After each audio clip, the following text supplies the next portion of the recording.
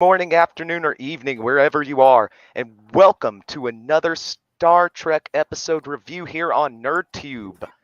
I am Mage O'Rage. I'm here joined by my fellow Trekkies in arms. To my right is cousin Cheeto. How are you, sir?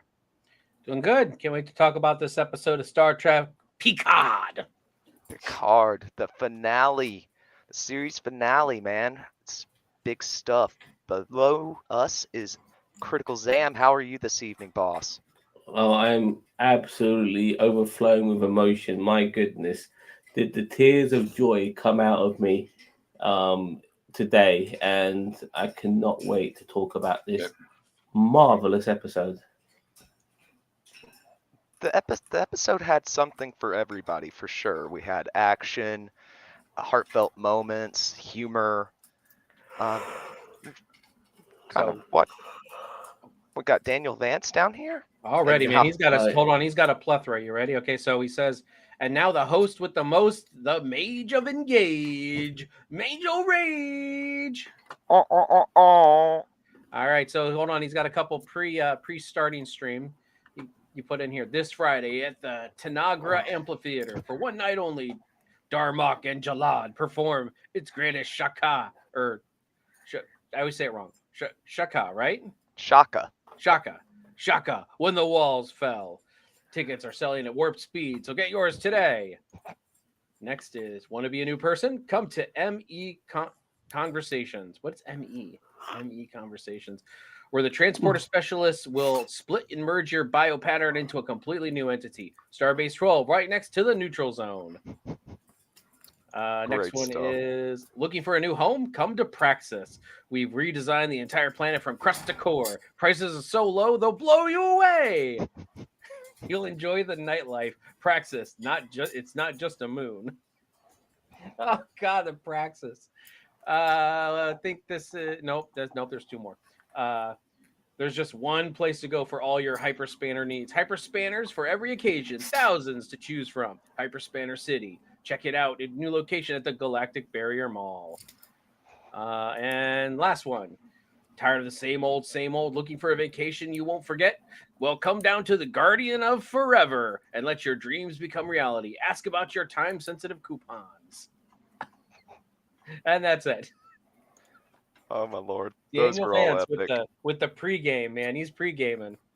All that was Okay. before we even started. Well, it's always a pleasure to have him here. Absolutely. So, yeah, season 3 finale of Star Trek Picard. What were your overall thoughts? We'll start with you, Cheeto.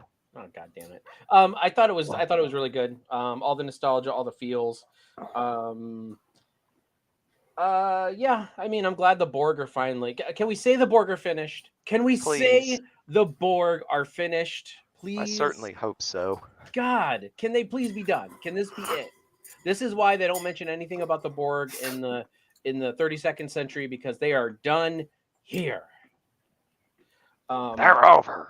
They're over. They're fired. And yeah, I once we get into the play-by-play, I can't wait to talk about the cameo voice in the very beginning. I was very thrilled to hear that, and the special homage to a certain actor who passed away, who played said Hmm. character in the Kelvin timeline. So that was really fun and exciting. So, but overall, good episode. Yeah, I liked that little nod too. I can't wait to hear your thoughts on I that part. I wanted to see him, but anyway, let's keep going. I could. Um, what were your overall impressions, Zam? They seem pretty Are we talking about the positive. episode or the The episode season? as a whole. Episode. Um, yeah, I mean the way it started as well. And I'll just continue what Cheeto said regarding hearing good old Walter not reprising, playing another Chekhov in Anton Chekhov, and obviously talking in his original voice, his original accent, and that was excellent. You know, the homage obviously to Yelchin was a nice touch.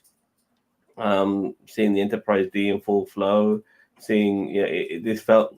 I actually remember I did tell you guys the only thing missing was the Enterprise when it came to this reunion, and we got that. So it was complete, and everything that went with it, it I think the plot was a little bit convoluted at times. Like what I mean, weren't the changelings supposed to be the bad guys? All of a sudden they get relegated. I The mean, change the changelings were a part of the plot, but the plot was there was a lot of exposition in the beginning where Picard was talking to the Queen, and there was a lot of exposition, basically them explaining that the Borg and the changelings joined forces because of the changelings' hatred for the Federation as well. So I mean, they definitely expositioned why the changelings were involved anyway. But you're right, they were relegated to like, you know, penultimate boss. yeah, because for me, like a villain that can be anybody. Is a phenomenal villain you didn't need the Borg just to infiltrate. I mean, just infiltrating Starfleet and trying to weed out who's a Borg, so who's a changeling, who isn't. And I think the only other gripe I have is that any changeling who's taken over somebody, um, they're copying. That person should be dead. Now we did see that one particular Starfleet officer on the Titan who was copied and he was killed. I know. I So thought it was. I no, thought. I mean, I was yeah. going to get into that in the Sorry, Tuvok. breakdown, but I thought it was very Sorry, odd that yeah. like Tuvok mentions, "Oh well, most of the people that they took over were Why? alive," and I'm like, Why? and not that I wanted Tuvok to be dead, but I'm like, wait a minute, Why and why wait? all of a Where are sudden you did going to they have stash him? this? Yeah, why did they have that? Leave that chance that they would Yeah. be discovered? Yeah, Their considering intelligence could. sorry, I would have thought. maybe. So, but considering Honey Bun was slaughtering Starfleet officers Uh-huh. like left, right, and center, Mhm. like you would have thought, that just discarding a few high official officers would have been in their best interest. I mean, You know, holding them hostage. I mean, why would they want to do that? You That's know not how what they I think they operate. should have done, based on the revelation that kind of like the Borg Queen was feeding off of like the necrotic tissue of. I thought that those people that were being replaced by changelings would have been like fed per se to the Borg Queen to keep her alive longer, or changed Yeah, into like like like as I said, not that I want Tuvok to die, but it's like like that was a perfectly good way of making them useful and getting them out of the way. hmm But that was going to be my point when we got to that part. But yeah, I guess since we're bringing shit up now, why not? But Yeah, whatever intel they would have been able to provide was not worth the risk of keeping them around. I'm with you guys on that. So yeah, lots of exposition this week, lots to get into in the blow by blow. So we will get to that. We begin with like we talked about before, the Federation President Anton Chekhov, nod to the actor who played Chekhov in the Abrams films.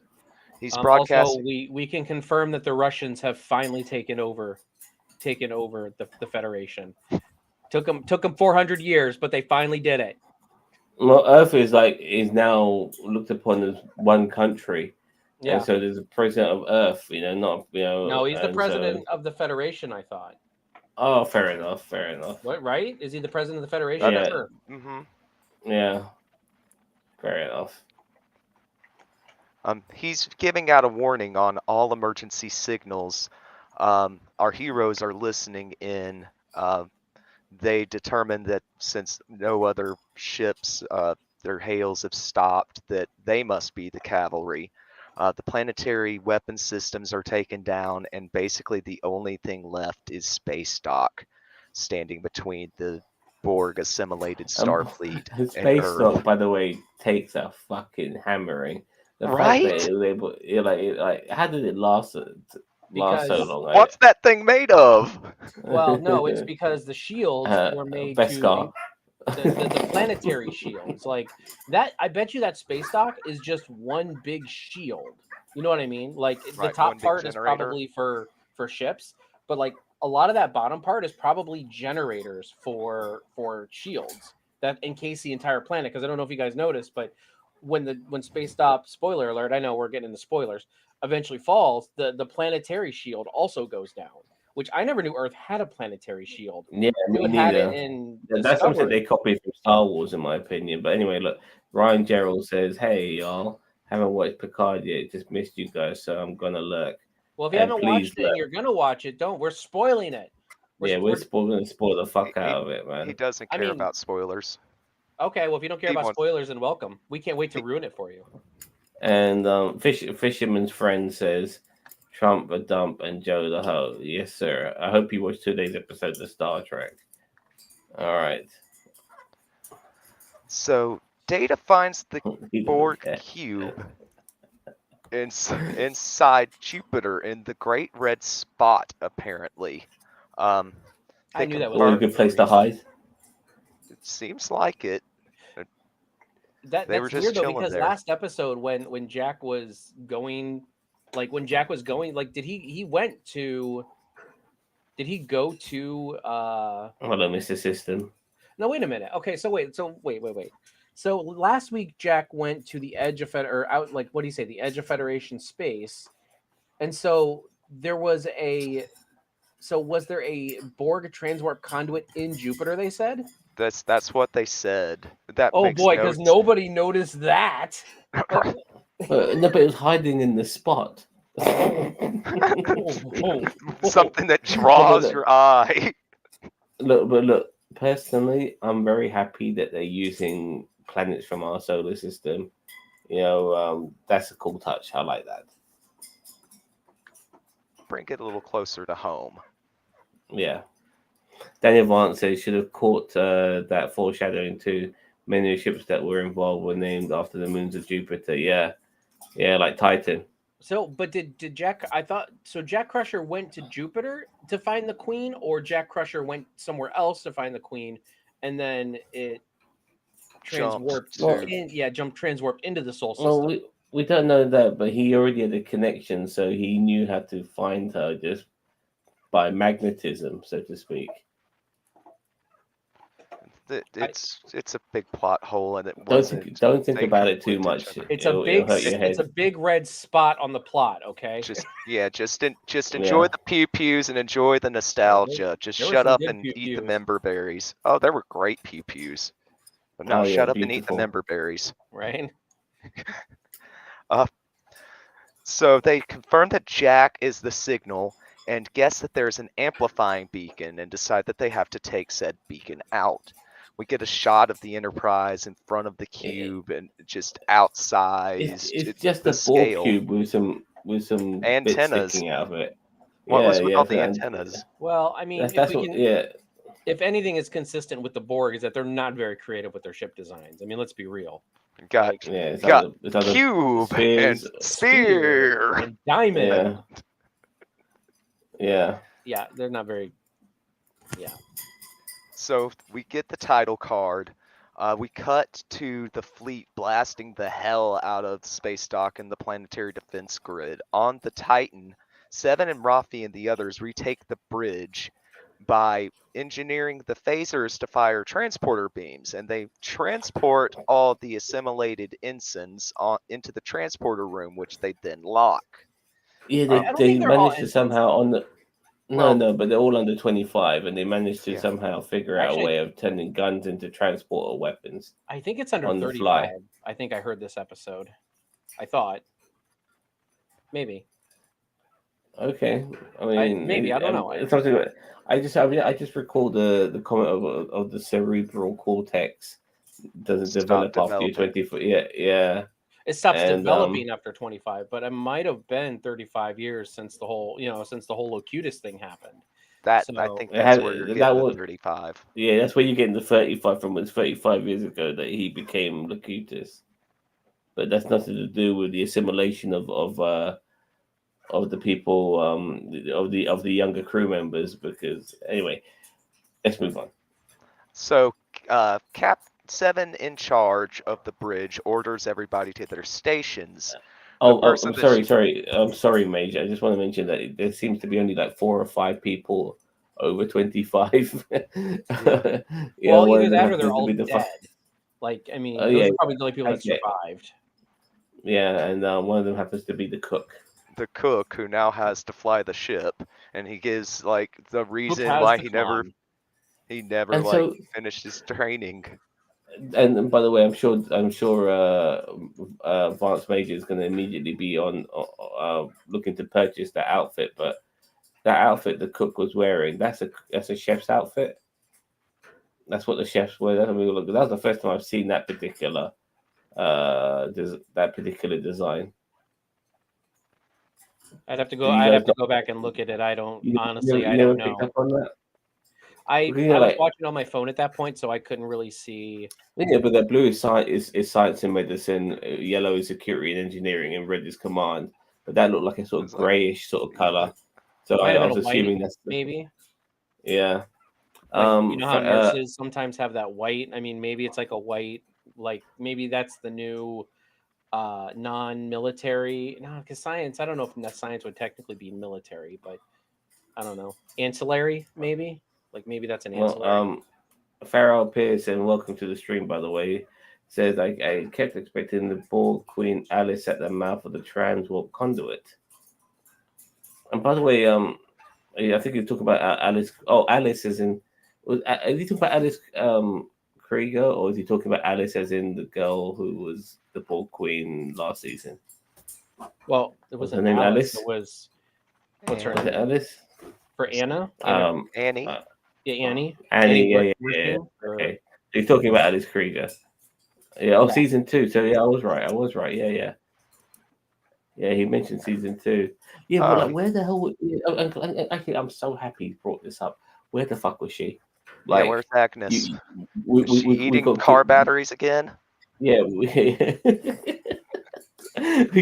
we got good guy Borgs, and they're nowhere to be fucking seen. Like, yeah, Listen, what we the haven't hell? seen from the Borg in over a decade. Just let it be. It just Love the roll. member berries.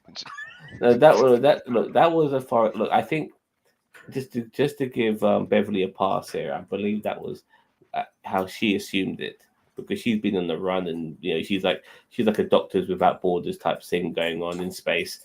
So she probably doesn't believe that she's seen the Borg for over a decade, and that was probably to do with what she knew with Janeway when they came back from the Delta Quadrant. So Well, that was over. I, That was what 30 years, 25 years. oh yeah. Actually, you're right about that. My bad. Okay, so yeah, there's a whole bunch of things. Yeah, yeah, he's right about the name. Not Alice, it's Agnes. So regardless of all of that, where the fuck was Agnes and her good guy Borgs? The Girardi Borg. Nobody cares. Yeah, I'm done with exactly. Borg. I'm officially 100% done with Borg. They just need to go. Just need to go. This needs to be the end of the Borg. Yeah, All agreed. good Yeah. things, and this is not one of them, but they still must come to an end. So the Titan crew has to figure out a way to disconnect themselves from the fleet formation, or else they're not going to be able to help the Enterprise D, and buy them time for them to do what they need to do and destroy the beacon. Well, luckily they got that cloaking device, haven't they? So Yeah, it's so convenient that it breaks. yeah. Somehow it keeps them from getting the signal. Somehow. So Yeah. on the bridge of the Enterprise D, Deanna feels that Jack is down there on the cube, and the cube shield's lower. Picard calls it an invitation. The beacon is so strong that it's scrambling their sensors, but Beverly manages to isolate from what Silence is sensor data futile. they Sorry, that's a funny comment. Anyway, That is. sorry, yeah. Yeah, silence is futile when you come to a Star Trek review from us. We just talk all over each other. That's what we do. That's our method. That's how we That's roll. it's our modus operandi. Ooh. So they Mage she talk dirty isolate. to me. Ooh la la. Beverly isolates what sensor data they can get and manages to isolate the human brainwave and differentiate from the Borg brainwaves, and they determine Jack's location that way. Well, there's always going to be some Star Trek techno babble to locate him, and it made enough sense, I guess. Oh yeah, it's in line with Trek for sure. Glad to have my techno babble back. So Jean-Luc, Riker, and Worf decide they'll go down. As a threesome. Yes, Worf has the threesome joke. I was gonna pop in like jokes are funny because they're from Star Trek people, and he's old. Sex jokes. All right. Enough of that. Odd that Deanna, sorry, sensed Jack, Listen, I said but that a did while not, ago. but did not mention still sensing. Look, look, I never like the way locutus is spelled. It looks like locust, but I know it's spelt like this. I understand, but Isn't it I always Latin? I don't know. But it did not. Well, I mean, she senses like locutus, Jack. They're the same thing, so she just senses him, the entity, if you know what I mean. That's my way of explaining this non-fictional show. Anyway, So Data wants to go as well, but Beverly and Jean-Luc tell him that he's needed on the ship. LaForge is put in command, and Jean-Luc tells everybody what a pleasure it's been serving with them. They beam onto the cube, and by the way, Mage and Cheeto, at this particular point, did you think to yourself, okay, somebody's going to die? I thought they were definitely wanting me to think that. Yeah, I thought they were. I thought that they were hand fisting it a little bit. So I thought. I mean, I thought somebody was going to die just because they were foreshadowing it. But Well, I mean, it just I makes. mean, John John Luke could die with his is his show Picard, so it's a good way of ending it. Will could die because you saw that thing between him and Diana where she's worried about him, and obviously Worf could die because he wants that warrior death. And if any of those three had to die, even though nobody would want Worf to die, he would be the one who's not got many strings attached, and so he might be the more acceptable one of the three. And I'm glad none of that turned out to be the case. It's really the truth, but yeah. Yeah, I think they made a You thought good the call landing by not party was trying. toast? Yeah, yeah, me too, mate. Me too. I mean, by all logical sense, they should have been. So they've discovered that the drones on the ship are all dead and that something's been feeding off the necrotizing tissue. Uh, I they wonder who that is. wonder who exactly. Well, Vet they came across drones this time, like when Jack was on j- board, that wasn't even a humongous. drones. There wasn't even a fucking drone. So Daniel She Vance must. says Wolf says this place is a tomb. This reminds me of the movie Event Horizon, where another ship. Yeah, Event Horizon. Yeah. Um, by the way, there was scenes on her Event Horizon which were only used like for like millisecond shots because they were so gruesome, and they can't find those scenes because they're apparently in some bunker in Hungary somewhere. But those scenes were like really horrific, and they were worried that the film would get like a beyond R rating if they showed them in their completion. And it's a real shame that nobody can find those scenes anymore. But yeah, Event Horizon's awesome. Anyway, Did not know that about that film, but great film for yeah, sure. you know what I'm on about. You know, like the scenes where where Sam Neill becomes possessed and Hmm. he makes Lawrence Fishburne's character see the alternative universe, which is basically hell, which is where Event Horizon was. Anyway, sorry for going on a tangent. So Beverly has located Jack. He's one level down. Picard sends Will and Worf to go find the beacon. They say their goodbyes, and it's as emotional as you're going to get from dudes their age. It's yeah, the sniffling, but the dignity. Or we're big tough men. We can't show our emotions. Wolf is This so has all desperate to been a Wolf is so pleasure desperate with to die, you. man. I don't get it. Like he's been a pacifist this whole fucking season, allegedly by Klingon standards. All of a sudden, the motherfucker wants to die. It's just Well, it's a like what is Klingon. I mean, happening? today is a good day to die. No, I'm surprised he didn't say it. I mean, he kind of said it, but he didn't say it in its entirety. oh god, if he said that, man, my eyes would have fucking rolled back across my head like the Oh, Undertaker. we're not. No, we're Yeah. not even to the eye rolling part yet. Wait till you get to that. Oh yeah. Okay. Um. So Beverly calls Jean-Luc, who tells her that she did everything right, and he kind of absolves her, trying to make her not feel guilty for Jack being in this position. He tells her that she got him this far, that he'll bring him home. Uh, Picard goes down and he finds Vox broadcasting and extolling the virtues of assimilation. The Queen reveals herself, and she's scarred and hideous, and I think Body maybe horror. yeah, No, no. What I heard is that was like a mechanical puppet type thing, because that doesn't look like Alice Creek whatsoever. I know she You probably know, voiced and it, but I mean, it's like she it's voiced it. Resident Evil, like the body horror, like type of. Yeah, I thought that was Honey Bun at first. You know, I really did. It looked a lot like her. But that wasn't that her either. But the Borg Queen looks very much like Loif, the Drow goddess, known as the Queen of Spiders. Makes one think of the Queen of Spider People, Arachnia from Voyager. Yeah, I also kind of I'll get. I feel like I've seen that style of entity before elsewhere, but I'm finding it very hard to put a finger on it. But I was getting vibes from the movie Aliens and stuff like that as well. You know, it was feeling like that in various ways. Yeah. so the Queen tells Jean-Luc that Jack has come home to his true family.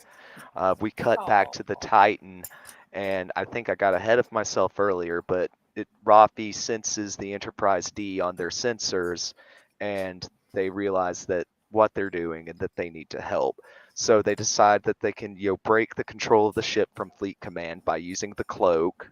And we get this epic captain-style speech out of Seven of Nine, inspiring her scared crew to send About yeah, her themselves to free their crew, deaths. her free crew members, two pilots and you're Raffi. right. They're free. Yes, you're right. They are free from Borg. Yeah. They're they're about to be free from life if she goes through with this plan. Free from life. Yeah. So on the cube, the Queen starts explaining how she was the only one who remained in the collective, and rails against Picard for leaving the Borg to die, and mentions that they're going to evolve. Worf and Will find the beacon, but before they can send the information back to Enterprise, we get a reveal that one of the Borg drones has activated. Yeah, I see. I was right. It was animatronic.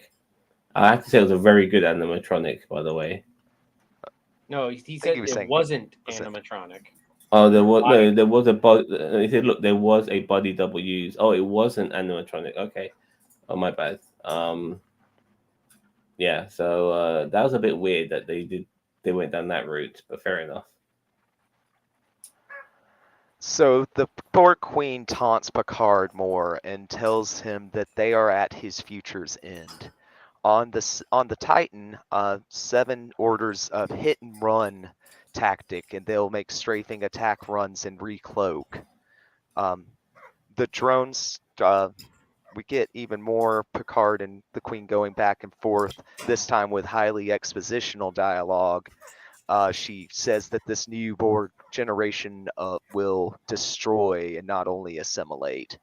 The drones down at the beacon attack Worf and Will, and the cube begins opening fire on the Enterprise. So So that everything's she basically she said that this version of the Borg doesn't need to assimilate because they can procreate. It sounded like that. I was like, what? yeah. And Yeah. So not even procreate. What did she say? It wasn't procreate. It was so She used the like word propagate, and then propagate. Yeah, like and I'm was it then like, propagate? Jean-Luc I said thought. Oh, okay. Jean-Luc said procreate. yeah. John Luke said propagate. She Okay. said I can't say it. Whatever. You know what I mean. Provocate. Oh, Jane Edwina Seymour had to find it. Is she related to Jane Seymour, the gorgeous actress of the 70s and 80s and early 90s? Jane Seymour, who was a Yes, Bond because girl everybody in with the Live and last Let name Die. Seymour is related. No, like, well, I'm talking about in acting, and nepotism does play a huge part in the acting. Oh, Well, speaking so of you never know. nepotism, we got that later. Oh yeah. Nice foreshadowing, Sam. No, thank you. So down at the beacon level, Worf gets shot, and he tells Riker, the sword, and then the hilt. And there's a phaser hidden inside the hilt of his sword. And you could tell that Riker was not supposed to be the king because he couldn't lift up Excalibur whatsoever because it was too fucking heavy for him. What is it? It kind of, It's not a Macleth. What do they call it? It's something new. I don't know. It kind of shows you how fucking strong Worf is. That he can lift that shit like it's like it's not even got any weight to it. Whilst Riker, whilst Riker was unable to pick it up off the ground. And don't get me wrong, Klingons are not meant to be. They're not Vulcans. They're not like super strong. They just happen to be very robust I thought the Klingons were always portrayed as stronger. Like maybe not on the level of Vulcans, but like they're definitely much stronger than humans are naturally. As far as I'm concerned, after the fight between Kirk and Christopher Lloyd in Star Trek 3 just showed them to be on an even playing field. Just that the Klingons just like to fight more. Well, that's because Captain Kirk in that movie had what we like to call the Shatnerism, where he has to be the hero. I swear I've seen Klingons and fight humans and before, and it's not, anyway.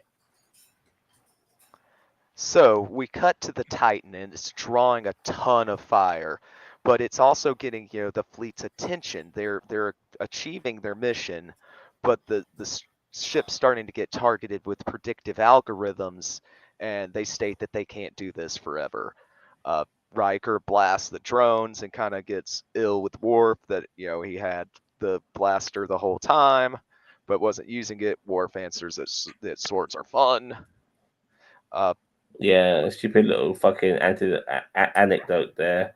Because Star Trek loves to do shit like that, don't they? You know what I mean? So the jokes weren't playing that well in the middle of the episode. I didn't feel like. On the Enterprise, Beverly lets loose with a manually controlled but expertly timed just volley of phaser blasts and photon torpedoes, shocking everybody else on the bridge. I don't know why people are so shocked. Beverly's been in loads of fucking hostile situations. I'm just happy she did something other than worrying about Jack. Like, it's about time she did something. Like, she hasn't done anything since episode 1. Right. People think that she's not capable of doing anything else than be a fucking medical officer. But when you're a Starfleet officer, you need a couple of strings to your bow. If you're an engineer, you need to know how to pilot. If you're a fucking doctor, you probably need to know how to fight. All of these sort of things like that. But she has more than just base training. She's seen some things, like you can tell. Yeah. And exactly. She took the command certification course too. Was it her? Well, they had a whole episode where Deanna did it, but I was going to say that was Deanna got inspired by the fact that Beverly had done it. Oh yeah, that's right. Okay. Forgot that little part. Yeah, I like this part because I was like, holy shit, Bev's doing something. Yeah, she hasn't done anything since she figured out how to actually tell where the changelings were at. Well, that's like theoretically the other thing. There's the first episode when she's going all Rambo Crusher, and then after that, it's like figuring out the changelings, and that's it. Like that's all she's done besides worry about Jack. So I'm glad she finally got to do something worth something in this episode. And theoretically, she's the only person who doesn't really belong on that bridge. You could say that about LaForge as well, but he has been on that bridge in the past. But she doesn't. She belongs in the fucking medibay. But I'll tell you something else that kind of bugged me. You don't need to go to the transporter room to transport. It's just a formal way of doing it. They could have just transported from the fucking bridge. So when they went into the fucking into the turbo lift to go to the transporter room, I'm thinking, why the fuck are you doing that? Just fucking transport from the fucking bridge. It looked better for cinema when they did it. When they left, it was more dramatic. Yeah. Yeah, I guess. Yeah. So the beacon schematics get sent, and they show that the location of the beacon, it's dead center of the Borg cube. Of course it is. Yeah. It's always going to be like that. And were you getting Return of the Jedi vibes, by the way, anyone? I was about to say that, yes. Yeah, Oh my I God. was just gonna say, look, I mean, if we get a pair of X wings, A wings, Y wings, and B wings, we can go in a Millennium Falcon. We can. I'm surprised they didn't separate the saucer section to go in there. I'd have been like, I'm sorry, like when they flew the Galaxy class in there, it looked amazing. Don't get me wrong, but I'm like, it's a fucking Galaxy class vessel. Like, where did you pull this maneuvering thrusters out of your ass at? Like, come on. Well, look, I've always looked at the Enterprise D as to be the most slender of all the stars of all the ships. It feels very thin. You know, it doesn't feel bulky. The Enterprise D compared to the other Starfleet ships. You know, what I mean, compared to the predecessors and its successors, it's You always mean felt. like It's downright bulbous. Yeah, it's probably the bulkiest and most even the Excelsior class was more slender and less bulky than that one than the Enterprise D. Dude, the Enterprise D Anyway, is like if the Millennium Falcon was like ate lard for 12 years. all right, I'm not going to debate this, but anyway. It's that they have this impossible course that no computer and not Sidney LaForge could navigate, but Data's gut tells him that he can do this, and he Data implores. is no normal computer himself, by the way. And I This is wanted very him when he true. was when he was flying. I was hoping he would do the life form song again. You know what I mean? Like Yeah, as he life tapping this forms. button. You tiny little life forms. And you can So, tell he's become quite Or human because Q. even Diana was able to sense him, which was kind of remarkable in its own sense. Because I think to right. myself, Diana's sensing Data of all the Because people. he's You know, supposed to be like human now or something. He's supposed I to. know that. I Yeah, know Look, that, but you he's hate it. I hate that too. yeah, Like I think but we that's still we did see him plug in earlier in this season, and also now I have no problem with him having human characteristics because Law did. Law was pretty much a human type robot. You know what I mean? So I have no yeah, problem with that at all. but okay. See, but there's the thing. There's the emotion chip. And Is then the emotion chip. No, but the emotion chip was him just experiencing emotions and not really exactly. necessarily It's not being actual human. emotions. Like Yeah, it's not like like Deanna could sense those emotions because they're not. They were artificial. They were not real emotions. There wasn't any like chemicals or like. Let's if you yeah, like. it We was can talk still a a, whole video about Deanna's powers and how they work. Because how is she mm, sensing emotions? Well, probably because of the way endorphins and all this other stuff is being released in the brain. Somehow she can sense all that, or the beta Zeds can. So yeah. So yeah, we get all that. Geordi acquiesces and lets Data make the attempt. Data's having fun with it. Deanna senses that. We cut back to Earth, and the fleet destroys the space dock and sets their targeting sensors on every last city on Earth. The drones destroy the Titan's cloak and then head towards the bridge to retake the ship. We cut to the center of the Borg cube, and the Queen is telling Jean-Luc that Vox is too far gone that he can't try to remove him from the collective. Oh yeah, he's Vox. Yeah. what Yeah, does the Vox say? Resistance, this instance, is futile. futile. Resistance, yeah. So he orders fire, fire, fire, and the Titan is neutralized. They take them out. They're out of the fight. The target lock commences, and we just get a long list of cities. Uh, it's all cities that we know, and no Because new nothing on cities for Earth some reason. changes between now and the 25th century. No, I don't think you. I think the cities that we know will probably expand.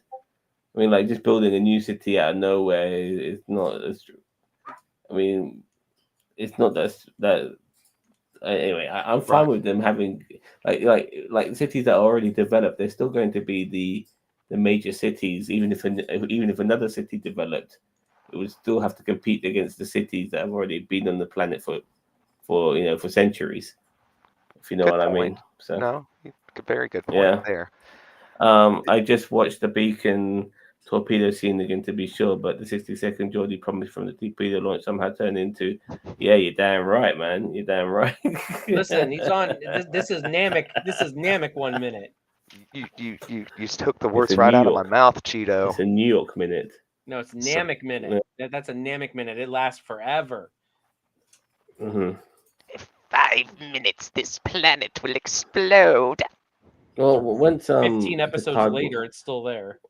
once Picard was inside the collective, or inside the Jack's consciousness, I thought obviously time would change, the length of time. But but we did the old classic. I know you're still in there, Jack. Come back to me, Jack. Never let go, Jack. Never let The- go. and all of You that. can But beat the Borg with your feelings. The no, but power of family. I like the. I have to be honest with you. I did like the way they played on this, because he was trying to tell Jack to leave. He said to Jack, "I'll stay," and that was a very good twist on this very common occurrence when, regarding people under mind control. That you're not trying to pull them out, but you're willing to stay with them, and that's what made Jack leave, which was a nice play on this common theme, if you know what I mean. No, it was a really good play on the cliche. So you're right. I Yeah. mean, and that's all Jack wanted to hear. Jack off. I bow to my fellow nerd, Farrell Pearson. Yeah. Yeah, because he counted Yeah, up the he's- seconds. But I do believe there was some time shenanigans in play, like when we were inside of Picard, and like time Jack off. in the mind travels differently than time out in the real world. Yeah, we got that from Inception, and ever since then, Inception has made us look at things differently. See, Yeah. I've kind of read that scene as, once they're in a collective together, they would communicate so quickly. All these thoughts would intermingle and stuff. It would have happened very quickly, at least the way Yeah. I was reading the scene.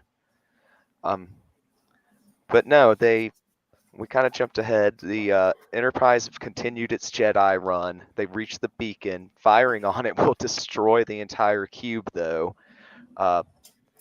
I have to admit They're- though, I did as crazy and bizarre as this scene was, I loved it. Like just seeing the Enterprise getting in there and swirling around, and Data just being so full of confidence, knowing that he could pull this off.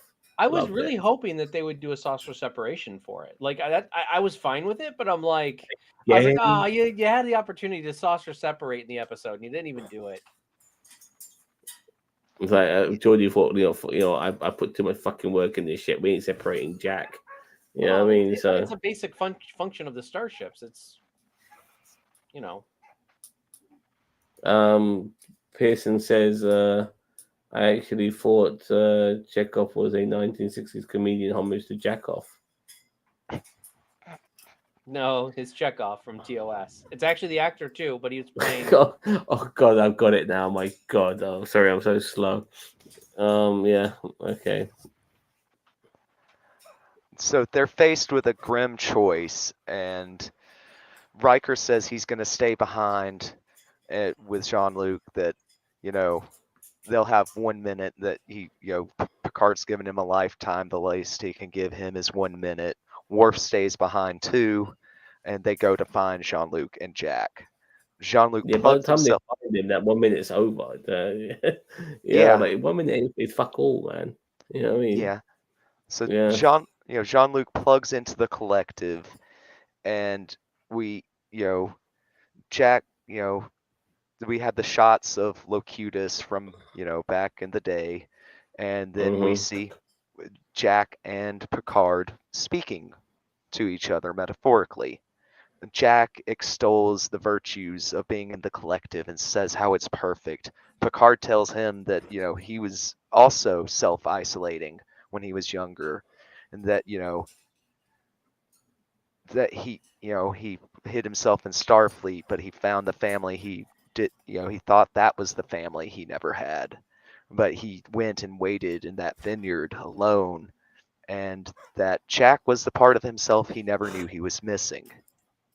Oh, But Jack Oh replies man, with, but come on, he hugged him and everything. I want Oh to cry yeah, my he fucking hugged eyes out. him. Oh, that makes it all Hey, better. no, You were when the- he hugs him, they feel they know each other's true feelings. It's just like an anime, and No, that's but how we he get the hugs him resolution. like he doesn't hug back until a few seconds. Like when he starts to get the feels, Mm-hmm. knowing that his father would die for him just to spend his last minutes with him. Oh, don't go there, don't go there. I thought it was lovely, he I thought it hardly was know. okay at best. No, because he This is one hardly of my knows. eye He rolling hardly. moments. Well, he hardly knows his son, but he's willing to die for him because he's Exactly. his son. Yeah, but you're No, but it's willing his to. I son, mean, regardless. Even if he hardly I knows thought him. the better part is that Jean-Luc was willing to kill his son to stop what was going to happen to Earth. The sweet part is that he was willing to stay with him because he knew that either Jack had to leave or they had to stay. Either way, the place was going down. So that was really the only thing. The heart felt okay, whatever. Oh, you're the thing I know. Yeah, whatever. I thought it was more the sacrifice, the sacrificial moments were more, Picard's like, I'm willing to sacrifice myself and you to save so many lives on Earth. Yeah. So That was the Geordi, better part, in my opinion. on the Enterprise D bridge, Geordi gives the order, and Beverly fires the photon torpedoes. Worf says that it's a good day to die with honor. Kind of adding on to God, Kalis's statement. well, I'm just fed up of Worf wanting to die all the time, man. Like, for He's fuck's a sake, Klingon. man. They always want to die. So the shock wave Yeah. from the explosion interferes with the sensors, so they're not able to transport the away team out. Inside the collective, we get Jean-Luc's offer to stay behind with Jack since he can't convince him to leave, and we get the "changed my world forever" line. And Oh, he's been a Trek nerd for 50 years. I mean, it was before. Yeah, after me, even it was before any of us was born. But I'm not that far off. I would say my dad has been a Trek fan and since he was young, and he saw it when it first aired, and I watched ton of it since it aired. My dad took me to Star Trek conventions when I was young, so I mean I've been there. I mean I may not be 50, and I may not have been a Trek fan for 50 years, but I've been there most of my life. Yeah. Right there with you, man. so I don't know. This scene was a little heavy-handed for my taste, but I see what they were trying to go for. Um, he, we cut back to the real world, and Jack's pulling his own cords out. He pulls Picard's out. Will says goodbye to his Mzadi, but she feels or senses him. Um, Jack tells the Borg Queen that it's over, that he'll never be alone, and the Enterprise D flies overhead, sweeping in. We get this pausing moment as they slow down time matrix style and beam everybody out. I was just waiting for the moment where Data has his hand on like the console, and then Deanna's moving his hand, and then try to locate them like from Nemesis. Did they beam not just everybody up, but everything out as well? Like not just the people, but all their belongings and stuff like. What? No, sorry. Don't listen to me. I think I micro sleep that, so don't worry about it. All right, let's go. So the cube explodes right as the assimilated crew of the Titan reaches the bridge and has phasers drawn and leveled at the people who are operating the bridge. And this perfect timing leads to Sydney lowering the weapons. Everybody, returns to normal. Seven hugs the young LaForge. The away team returns from the transporter room to the Enterprise bridge. Beverly's reunited with her son. Riker kisses Deanna. Geordi and Worf kisses Geordi. Geordi kisses. No. I just thought, look, let's go in the comment here. Like, do they really need to explain his fucking accent? I mean, like, Picard's been playing a Frenchman like for like 40 years, and only until like last season they explained why he fucking sounds English. You know what I mean? the boarding school. And now they have to. You know what I mean? So yeah. Yeah, so like they really need to look. I mean, there's a big planet called Earth, and it's got people from all over the fucking. It's got people with various cultures and different accents, and Jack happens to have a British one. I mean, it's not difficult. There's no need to explain these things, in my opinion. Well, Wolf they did taking a page from explain. Zam's book. Zam snores. Yeah, I know, but there was no need to explain it. Zam snores louder though. No, I like Yeah, that thank comment. you. Let's leave that one right there. Like Leave it like for the rest of the stream. Yeah. just a mini tangent here. Stone Cold Steve Austin was once talking to one. He mentioned how he was talking to one of his daughters, and when he realized that because his wife is one of his ex-wives was British, and his daughters went back with his ex-wife to England, and then there's Stone Cold Steve Austin, who sounds like he should be like doing rodeos for the rest of his fucking life. Speaks to his daughter, and she sounds fucking English like the Queen, as far as he's concerned. These things happen. You got a guy who's fucking redneck as fuck, and his daughter fucking sounds like a fucking posh bitch from my country. It happens. You know what I mean? So they the where were we? The Data nodding at Geordi, and Worf nods off like Zam.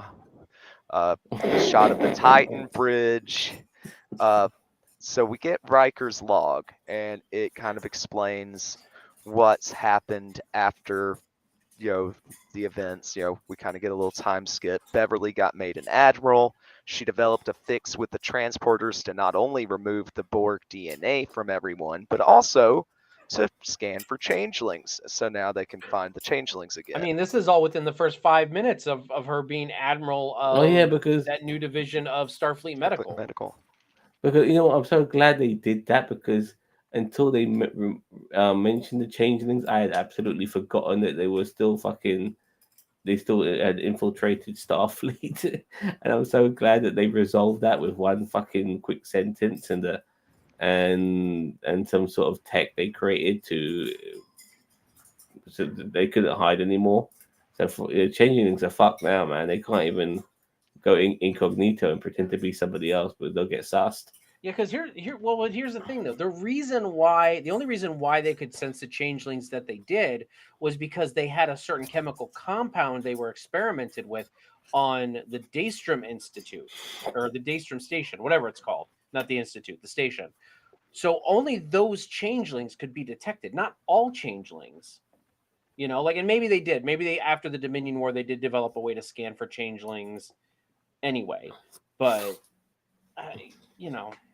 Well, look, I think what it is regarding, and don't get me wrong, don't take this the wrong way, but I think with Kate Mulgrew, she looks a bit like a beach whale recently. You know what I mean? And damn, dude. And I don't like Janeway that much either, but Jesus God, I like Kate Mulgrew. She was brilliant in Orange Is the New Black. I love seeing actors and actresses branch out into other things, which is why I showed you that quick. Remember that I showed you that scene of Maria Curtis playing a British prison warden, and she's like telling people to fuck off and all that sort of stuff. I love it. You know what I mean? So I just don't think that she would have portrayed herself that well on this show, because she'll be like bulging out of her fucking Starfleet uniform. So they wanted probably to get somebody who can still look the part without looking like they should be in a retirement home like Kate Mulgrew. So yeah, that's why she's only doing the voice of Catherine Janeway and not showing her physical appearance. But they would have added her, no problem if that was the case. So we got some more things here. Gareth Wang's cameo as captain of his own ship was cut. Really? Or is he just taking a piss here? Matala said he didn't want to step on Prodigy's toes, so expect Captain Kim to appear in Prodigy next season. Mate, you're not expecting Prodigy. These are all part of the same universe. This is what you do. You know what I mean? You cross over. People want to cross over. Nobody loves a fucking crossover more than yours fucking truly. Give me that goddamn crossover, for fuck's sake. What else have we got here? Other cutscenes is Soji and Data. Soji, remind me Soji again. Soji's the Data's daughter from seasons 1. Yeah, fuck her. Ro in season 2. Yeah. Ro Lauren found alive with Tuvok. Ro Lauren found alive? No. What the fuck's wrong with you? And Kate Mulgrew promoting I think that's Seven. just They fan actually service filmed fever that. dream. Okay, fair enough. So many of the changelings victims that they assumed the identities of survived somehow, inexplicably, like we discussed earlier, like people like Tuvok. Uh, the Enterprise, who explains that the Enterprise D crew has been pardoned, but doesn't mention Seven getting pardoned. So she thinks that she's in trouble and she begins to resign from Starfleet. Um, Tuvok instead hands her her performance review, and we see a scene of Shaw, or a Yeah, hologram of Shaw, and he talks yeah. about what a pain in the ass Seven is and how, she doesn't follow protocols or Yeah, procedures. exactly. So she's perfect to be captain. She breaks the rules, doesn't follow fucking procedures. All the best known captains in the Star Trek series happen to do that. So yeah, fucking give her those four goddamn pips right now. She's ideal for it. Is it me or has Data synthetic hybrid aged more than the other crew? Yeah, because he's been sitting in cold storage for fucking 100 years. So yeah, Shaw recommended that she be promoted to captain, and Seven I don't tears know how up. I feel about this because I do feel like Shaw's character has gone through an arc. But my god, that's one hell of a arc, to really turn your persona, change your persona around. Because I did prefer the fact that that he is somebody who's reluctantly having to do what what's been going on. If he wouldn't, he probably wouldn't have done it if he wasn't around veterans of shenanigans like Riker and Picard. He would have probably fallen into the trap and ended up getting the Titan blown up. I just feel that this this change in who he is, it I felt know. I hated the entire thing that they've done with Shaw in this season. I'm sorry. Like they they keep him they an just asshole. they were doing shithead pandering. Like they're just like, they're like, oh, here's this asshole, but he's a lovable asshole once you get to know him. And it's like, I'm an asshole and I'm still an asshole when you get to know me. Like, Can confirm. see? Like 1 minute, like he's like calling Seven by her name, and then he's dead naming her, calling her Annika, and then he's still calling her Annika, and calling her Annika Hansen, and like I don't know, like Like if I, that it's was I if just that was a message right before, if that was a message right before they went into the final battle, basically like his last will and testament or whatever, like they do, like final, what is it, the final messages to the loved ones, like if that was in there, maybe like his final message to Starfleet, like maybe I could see that, because yeah, he has gone through this arc, but this is prior to them leaving space dock. He's still a jackass. He's still just, I mean, he's yeah. an asshole. Like, I just quit trying to If make he's him so by the lovable. look, if you're so by the book, how can he admire Seven and Nine being a rule breaker? That's what I don't get. You know what I mean? Like it's and you would have still thought that his Borg biases would have also played a part too.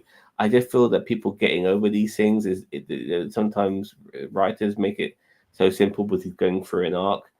Sometimes these elements in you don't change just because you've gone through a few things in the story. It doesn't mean that you all of a sudden now you're changing your point of view just like that. that, I that wasn't takes buying it effort. personally. That Yeah, takes effort and work as a human being to do, to get yeah, past things like and that. various sort of scenarios that make you like reevaluate things and like everything that happened in this season happened over the course of a few days because they kept mentioning fucking Frontier Day happening in a couple of days or whatever, Right, and that just for we sure never to heard of immediately change it, before. yeah, and for sure just to immediately change his identity and his whole personality and his character within a week. It just no, it takes a lot longer than that. It takes a lot of different sort of scenarios and um to really make you reevaluate the way you think personally. So So anyway, sorry, one thing here. There's probably some regulations that some reason Shaw calls Seven Annika. Sorry, apologize. Seven Annika. He says that he's old school by the book. it was a callback to Star Trek 2. Fair enough. Those guys will never buy the book in Star Trek 2. Oh, absolutely Mm. not. Not even Spock. Yeah. So we get more of the what happens afterwards scenes. Rafi and War. Rafi's speaking, getting a message or speaking to her son, who has changed his mind about her and wants her to meet her granddaughter. Turns out Worf leaked her involvement in all these events and all of her classified commendations for valor. And seeing her name on news feeds has changed her son's mind about her. Well, He she seems managed to get fickle. over. She managed to get over her drug addiction very quickly, and because she did end up taking drugs again, even though she didn't want to. Um, yeah, so she got over that pretty quickly, and that whole thing with her son. I mean, like it is like sometimes they do these little things in the story and they just you think to yourself they've forgotten about it, but the reality is they just tied up with a nice quick bow, and they haven't evaluated over it. And in a way, I'm kind of happy they did it. They did it this way, but in a way, you almost wish they never started it this way either. You know, just this is just this is weird. This is just I'm a like tying up some loose ends. That's basically it. Yep. Um, we get Troy counseling Data while being kind of checked out about it and browsing vacation spots. It seems I Data's love having. that. I love that so much. Well, I mean, she has daily sessions with Data. I'm like, And, holy and, shit. I'm like, and it's I would, gone over by an hour. yeah, I'm like, okay, Yeah. maybe every other day, maybe twice a week. But I'm like, every day? Like, Jesus, what kind of healthcare do these people have, the socialist bastards? Yeah. So yeah, Data's struggling with having emotions all of a sudden. When he leaves, Riker comes in, asks Deanna if he's still batshit. Let's that's it's really healthy. Mm-hmm. Really supportive of his friend there. Uh, we cut to a year later text and a scene of the Fleet Museum. On the bridge of the Enterprise D, Worf, or Will, Jean-Luc, and Geordi give the order for the computer to start the shutdown sequence after they discuss, the nature of kind of the past mattering, See, this is, using I the feel ship like as a symbol. I feel like they should have done the whole changeling and the DNA thing after the 1 year later. Been like during the course of a year, we were able to blah blah blah blah blah blah. Instead of it making it seem like it's like, oh, well, we're wrapping that part up of the story, lickety split. Like right, like they should have kind of tied that into the 1 year later thing. You know what I mean? If they had just changed the order of those two scenes or some of Yeah. those scenes, that would have played a lot better. So we get the one final nod to the Michelle Barrett voice. They say, "I'm gonna miss that voice." Yes, I'm sorry. I just wanted Jean-Luc to be like, you know what? I recognize that voice from somewhere. I always get the hair on my back of my neck go up. I'm glad he didn't say that because that I would have know, but sounded still, stupid. there would have been some nice nod for it to also be Lwaxana Troy, or maybe even Well, Deanna considering saying, "Oh, I Major always find Barrett's that voice very comforting." You know, like a mother. yeah. Funny that Major Riker Barrett and played Deanna, Lwaxana. Troy canceling Data reminded me of the sessions with with Barkley. Yeah, and Pearson also said I'm considering going back to where Jack was conceived. No, no, we don't need to. He's not Jesus Christ or anything. He's just there. Like honestly, I don't want any more back history with Jack and what I mean, and fucking what positions his Picard and Beverly were laying in bed when when he nutted her. No. That's it. We're done. We're done. You know what I mean? Yeah, let's move We're forward. done with that. Explore as it says on the petition. Explore the 25th century. That's what we want. Yeah. That's what I want. Absolutely. We should put the link to the petition in the description of the video, maybe. That would be And you should get that poll ready as well. Or are we almost there? Okay. We're almost Yeah, there. Yes, sir. yeah. It's only been an hour. Come on. What are we doing here, guys? We're wrapping up early? We're saving time Ten- for analysis and And discussion. a nap. And Yeah. a nap, yeah, because it is very late in Great Britain. So at Space Dock, the Beverly, Jean-Luc, and Jack are approaching the structure itself. We learned that it's Jack's first day of service, and he's been fast-tracked into Starfleet. He's got I- one pip on his collar. This is the bullshit that drives me nuts. Although I'm glad he's an ensign and he's not like a captain or a commander or something, because I'm like, I hated it in the Kelvin time. I'm like, hey, Kirk's a cadet. Well, he just helped save everybody. So now he's a captain. Hey, let's do it that way. And it's like, no, what the no. Like, so I mean, at least he's an ensign, but still, I'm like, good God Almighty. Oh look, I wish this was they missed the trick, didn't they? I wish they had Michelle's voice at the start last time on Yeah. Star Trek Picard. That would have been nice. Yeah. So Jack's pacing. He's nervous, but not for himself. They reveal to Jean-Luc that the Titan has been rechristened, and they have named it the Enterprise G. And that's where Jack's going to be serving. How How you guys feel about that? Can we just stop for 1 second? Can we just Please. stop for one goddamn second?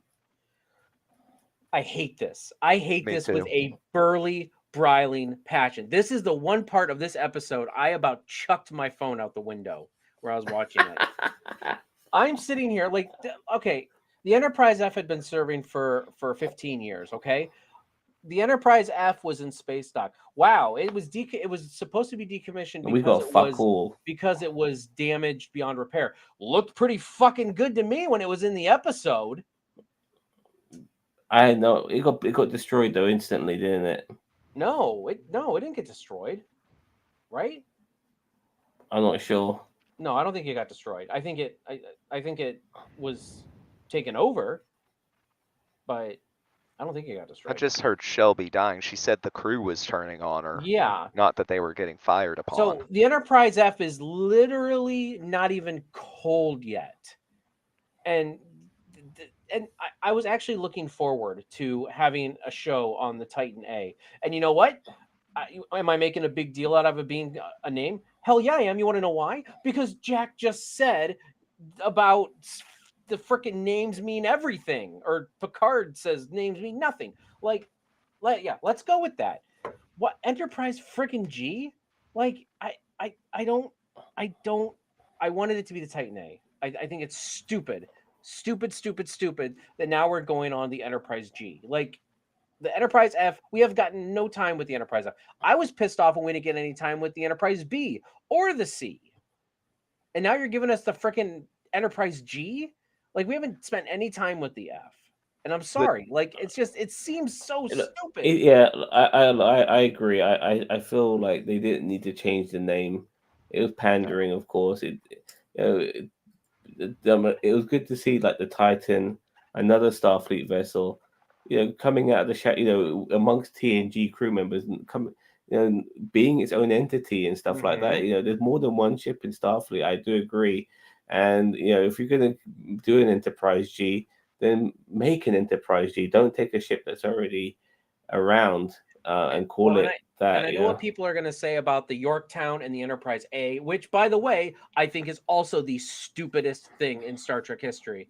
Like, originally the Enterprise A was going to be an Excelsior class, and then they said, no, we want something familiar. So they just took the model, added an A at the end of it, because they were originally going to take the Excelsior model and just put the NCC 1701A on it, and then the Excelsior was going to be the new Enterprise moving up forward. Same crew, different ship. Okay, I was fine with that, but it's like, yeah, then they like, no, we want something familiar, so they christened the another Connie class, a refit Connie class, as the A, which was supposed to be the Yorktown. I hate this pandering. Where I agree with you, Zam. Where I'm just, yes, and you're right. The original Defiant is not the original Defiant, so it should have been the Defiant A. The Sao Paulo was, that's one of the things. It's like in DS9 when they rechristened the Sao Paulo as a Defiant. Why? Like, let the Defiant lay. Like, you know what I mean? Like that was another one where I'm like, I let them take the Sao Paulo. It's a ship. It's a name. You know what I mean? Look, I like the fact that I, we had the I Titan. agree. It's something different. I agree with your grievances. Until you mentioned it now, it didn't bother me at all. But I understand your grievances now, in a way, I wish they never changed the. I wish they never changed the name. Like it's like fuck you, Titan. I know you're a good ship and all of that, but we're gonna dead name you now. It's like shit. They dead named the Titan. Defiant isn't the original Defiant. Pearson says, "Hey, don't knock it. I went from zero blackboard nutting to fully commissioned ensign in the U.S. Navy overnight. I had no qualms making Jack an ensign. That happens every day now. Sorry, I'm late. Okay, Um, and I don't know the military, so I mean that may be a thing that based on previous like experience, have you maybe seen I don't know. you seen Starship Troopers? I mean, Rico, my god, that guy went up to being captain or whatever in fucking within an hour and a half. He got like so many I fucking thought it's promotions. because like his superiors died. I haven't seen that movie. Oh, I saw that movie once, Starship oh, Troopers. what about Captain Kirk in the Kelvin timeline? I mentioned My that god. earlier. I said that. Yeah. I said that earlier. That's I'm so sorry. I apologize. stupid. I must have fallen asleep. Then I Yeah. apologize. Yeah, But you yeah, sorry. Fair enough. So on the bridge of the, oh, I've got one thing to say about this Enterprise G crap. The G, the H, and the I are going to have to serve for an awfully long time and stay in service an awfully long time for the yes, Enterprise timeline to make sense when the Enterprise J is supposed to exist. because the Enterprise J is what, the 29th century? Yes. It's just, oh my, yeah, no. But Yeah, it's got to serve for a friggin' long time. they, Each of they, those ships. and they just a couple of weeks ago tried to make it seem like they actually cared about Enterprise and wanted to represent its lore more. And yeah, no, I got my hopes up too early. Yeah. Okay, that's my 2 cents on it. On the bridge of the Enterprise G, Jack asks what his purpose is gonna be, where he's gonna be at after he sits in Seven's chair and she gets very ill. And not only is Seven captain, but Rafi is number one. They I'm tell fine with that. I am too. Are we? Yeah, just making sure we're fine with that. I'm totally fine Actually, with that. actually, the I Enterprise was. J was in service in the 26th century, so that would be what, like Oh, 25. So that's only 200 years. I looked it up because I was curious when that timeline was where they went in. But yeah, they went to. He took Archer to. It doesn't say the actual year, but the 26th century. So, well, maybe only 100. So maybe the timeline does work out Dedication. okay. Like if they do serve for a long, they still would have to serve anywhere between 20 to 30 years, even with small little gaps between ships, to still make sense. But that's I a mean, the long Enterprise F was time. around for 15. That according to Alpha Canon. Sorry, what you were saying, Mage? I was going to say that Jack's position is going to be special counselor to the captain. That sounds like some No, made up Naomi Wildman shit to me. no, That sounds yeah, like that is Seven wants honestly him right there. why the. Special Sitting in the Deanna chair. concubine. This was the only thing. Like, out of all the people, like this motherfucker, this Jack the lad. You know what I mean? And by the way, you said we got a pirate, a thief, and a spy. Rafi said, "Who's who? Rafi's the Who's the spy. pirate?" Yep. That would be Seven from being a Fenris Ranger. And Oh, and the thief Jack is Jack. is still, Yeah, yeah. yeah, Jack's the thief. Okay. So Uh, yeah, fair so enough. then we get teased about what Seven's catchphrase as captain's gonna be. That You know that's like this era of Star Trek has made a really big deal out of that bullshit because thinking about it, coming up with a catchphrase is not easy, and there's only so many things you can say. There's not a variety of things you can say. It's really difficult, which is why, in my opinion, they cut off from her saying it because they had no fucking idea themselves. And this has become a really unnecessarily big deal. The catchphrase it's stupid. I mean, I don't know why people can't use the ones that have already been used before, like engage or make it so, or hit it or whatever. Like it's just yeah. What did Captain Kirk say? I forgot. Engage, right? Or I know Picard said engage too, but what did Kirk Yeah. say? He probably said, "How you doing?" That was his catchphrase. I don't know. I mean, like, what does Seven say? Like, you know, and I know they went around and about for Saru's and Burnham's was Let's Fly, Fly. which is a good one. I have to admit, I would when she said that, I'm like, that's a good one. Not gonna It lie. sounds bollocks. It sounds No, bollocks. I think it's good. Jack it up. Jack it up.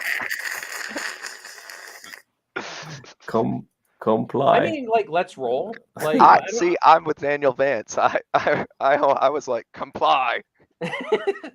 Warp 3, comply. I'll be like doing. comply. Are we going? Do it. Do Do it. it. That's what. Do it. Do it. Do it. Yeah. I like Emperor Go Palpatine. get your own thing. Yeah. So we cut to Guinan's where it's closing time and the old No Enterprise D bridge Whoopi crew. Goldberg fucking Right. cameo whatsoever. Like they go on about Guinan all the fucking time this season. Like, oh, she's Did we looking see- at us like it's time to Yeah. close. Give the Yeah, like Like, what is she, a it's hologram? fucking ridiculous. That's it. They It's a could- Guinan yeah. hologram. They should have Um, squeezed it in for fuck's sake. Just pay the big bucks for like 5 minutes.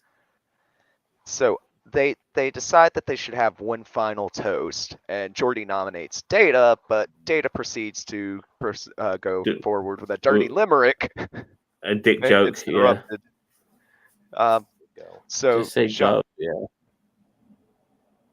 Yeah. that would work.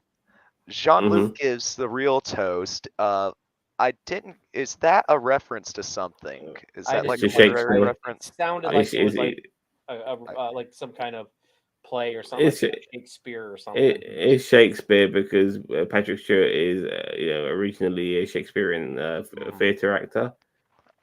So yeah, it makes sense. I figured it was Shakespeare, but Oh, I no, couldn't Daniel put- Vance comes through for us. Picard's speech in 10 Forward was from Shakespeare's Julius Caesar. Brutus is Told speaking to Cassius Oh, just Brutus. after they've murdered Caesar on the Senate floor. Cinq Semper Tyrannus. Or Six Semper Tyrannus. I would Six say. Semper Tyrannus. Yes, Yeah. sir. I'm bad um, with names. So the crew then decides that they're gonna play a round of poker, and we get the call back to the old bridge crew game nights, and they're a little raucous, and they seem to be having fun with their game. Did you see the meme of the poker meme for Star Trek, Mage? Not yet, no. From this Alright, episode, old or are you school talking meme. about from no, the no, past? from TNG. You got Deanna Troy who can read minds and emotions. You've got Geordi LaForge who's got a visor who can see through things. You got Data who's a computer who could do algorithms and all that sort. They mentioned something regarding Worf as well, like he can maybe pick up on emotions because or whatever. And yet the best player is fucking Riker. You know what I mean? That's because he's Riker. He's got the Riker, like.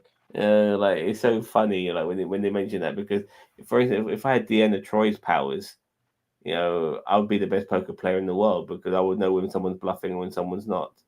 That's all I needed. Just read people's emotions. So yeah.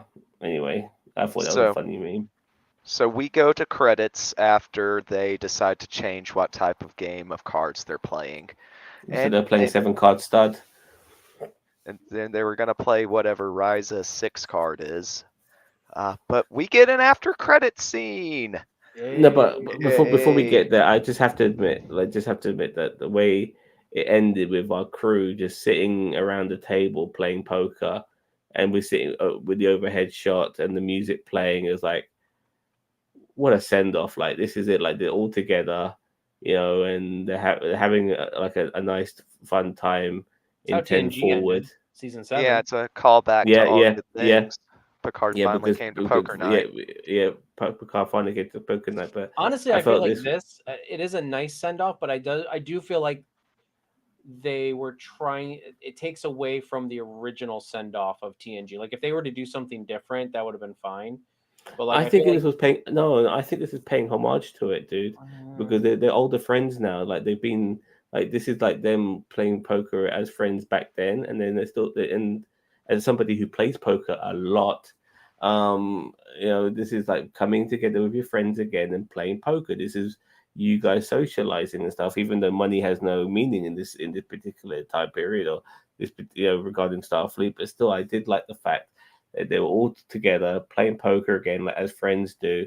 Loved it, and the music was playing, and they're all having a laugh. Honestly, Niagara Falls, baby, Niagara fucking Falls. It was honestly happening. I loved it. I loved it. It was fantastic. I didn't even tear up once. Didn't I even was, I tear up was, once.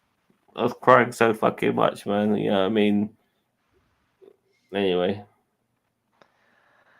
So, in our after credit scene, Q appears before Jack, telling him that his trial is just beginning, She goes to implying sleep that Jack before. has some sort of big role to play and he's going to continue being Space Jesus.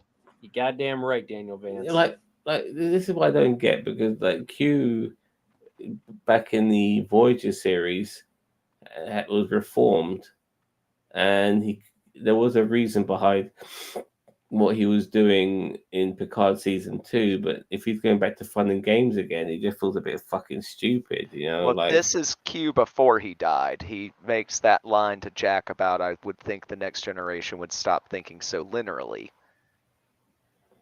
This is him from a point in his own, in Q's past timeline. Yeah, because Q's omnipotent, so he's everywhere, everything, all at once is basically what it is. And like, yeah, I get it. Like, we kind of have to suspend reality for the fact that yes, he looks old. Okay, we get it. But like, it's the that's what fucking I was Reverse saying at the end of Flash. Picard season 2. Is I'm like, why would they kill Q? Like, No, Q just happens to die right here. You know what I mean? no, but Like, that Q who looked old only ended up looking old so he could be cool with Picard. Saying we're even. He if he was Q from before that, then why the fuck does he look old? because we have to suspend our belief for Hello, this. Jim. I'm going to give you an And antidote. There once was a woman from Venus whose habits quite often would menace, really? For when she got mad, her face would be quite bad, and she always created a ruckus. That did not roll off the tongue as well as I thought it no, would. no, mate, that's not how limericks work. Um, but nice try. I mean, like the oh god, I have to remind myself of a limerick now. I haven't said one in years. Well, I mean, I'm very happy about the Q thing. I'm glad Q's back. I don't care. I'm gonna suspend my belief of Q oh, died last season. I I, don't I care. marked out. I was like, yes! That was a like part where I was like, yes, Q's back. there Yes. was once a old man from Nantucket whose dick was so long he could suck it. Um, something or something or something or something. If my ear was a cunt, I would fuck it. Yeah, that's about as much as I can remember. Sorry. Wow. But yeah, you guys like all like fanboying over fucking Q. I'm thinking to myself, hold on, wasn't he supposed to be dead? But or supposed to be dying? But I like the fact that that was the most stupidest thing they could have come up with, and they're retconning it immediately. If Q died last season, Picard, it predates Q dying in Voyager. It changes Q's timeline. But yeah, but once again, this Q looks old. It's old Q. He can make Q himself when look he however he introduced wants. He could make himself look like a no, but completely he different person. introduced himself. He introduced himself to Picard as how he always looks, but because we haven't seen John Delancey in a while. But then because he's also aged in real life, he made himself age to compensate for the fact that Picard has aged. So why does he look old now if he's from the past? I know I'm into it, and he could make himself look old from seeing himself in the Maybe this is future. mid season two's Q. Oh, I don't know. It's just this is I'm just saying. Maybe it's mid season two Q. it's all in the rhyme and mine would have worked for Data. Okay. As I said, I agree that it was a dumb decision to kill Q at the end. It made no it just makes no sense for this omnipotent being to just, oh, I'm dying. I would have loved it You at know, the end of the season if he was you like, Jean-Luc, I can now die in 1,000,000 years. like like he's like, my yeah, life but is I almost also over. it's not just that, but like the moments he had with Picard, like when Picard hugged him, you know what I mean, and all of those like sort of moments, like this all brushed away. You know what I mean? I didn't care for those moments. I thought they were very hand-fisted, just like the Jack and Picard stuff. You know what I mean? Like here's my thing. Star Trek has gotten way too huggy in the past couple years. TNG, sometimes in Voyager, Deep Space Nine, there wasn't a lot of hugging. You know what I mean? Like, but now it's like Oh, in current Trek, in Discovery, and even sometimes in Strange yeah, New but they're old Worlds and Picard, friends. They're old everybody's friends. all hugging, and I get it because the TNG crew are old friends and they're not in Starfleet anymore. So like, okay, they can be a little huggy, but it's like, God, just you, Look, Worf. I'm some with of the bits. Worf. Do not hug me. Look, for a start, I like the fact that Worf actually hugged Raffi, which was a nice little touch.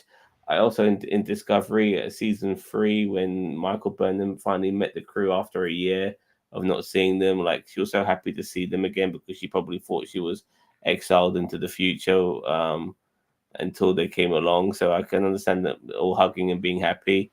And the TNG crew, like they've known each other for like half their lives. I'm totally fine with that, man. Like have a heart, Cheeto. Have a heart, man. You know what I mean? Look, I'm just saying if they Hug it weren't out. so Hug it overly, out. if they weren't so overly huggy and everything else, this would have been fine. But it's just like God, like I like them hugging, man. We need more okay, well hugs. then you go hug it out with them. Then I'll be fine. I'm gonna Captain, Captain, get to choose their shit compliment. You're going to have very different vibes among each ship. Fair enough. So, but yeah, like it's gonna be weird though, isn't it? Like Raffi and Seven, former, I was getting Orville vibes, I with was just gonna say, yeah, it happens on Orville, so it happened. So like this time, so like you got a couple, who were in a relationship with each other, but are no longer in a relationship with each other, but are now literally working side by side with each other. I that wonder how wouldn't that's going to complicate pan things out. at all. But this is what look. A lot of people look. A lot of people wanted like a next generation of the next generation, and this is it. Mhm. Like I mean, you got LaForge as a pilot. You got legacy character in Seven of Nine. There you've got a spin-off character in Raffi, as Mhm. well as Jack. Who's the son of Picard. Is I he is mean, he still Jack Crusher or is he now Jack Picard?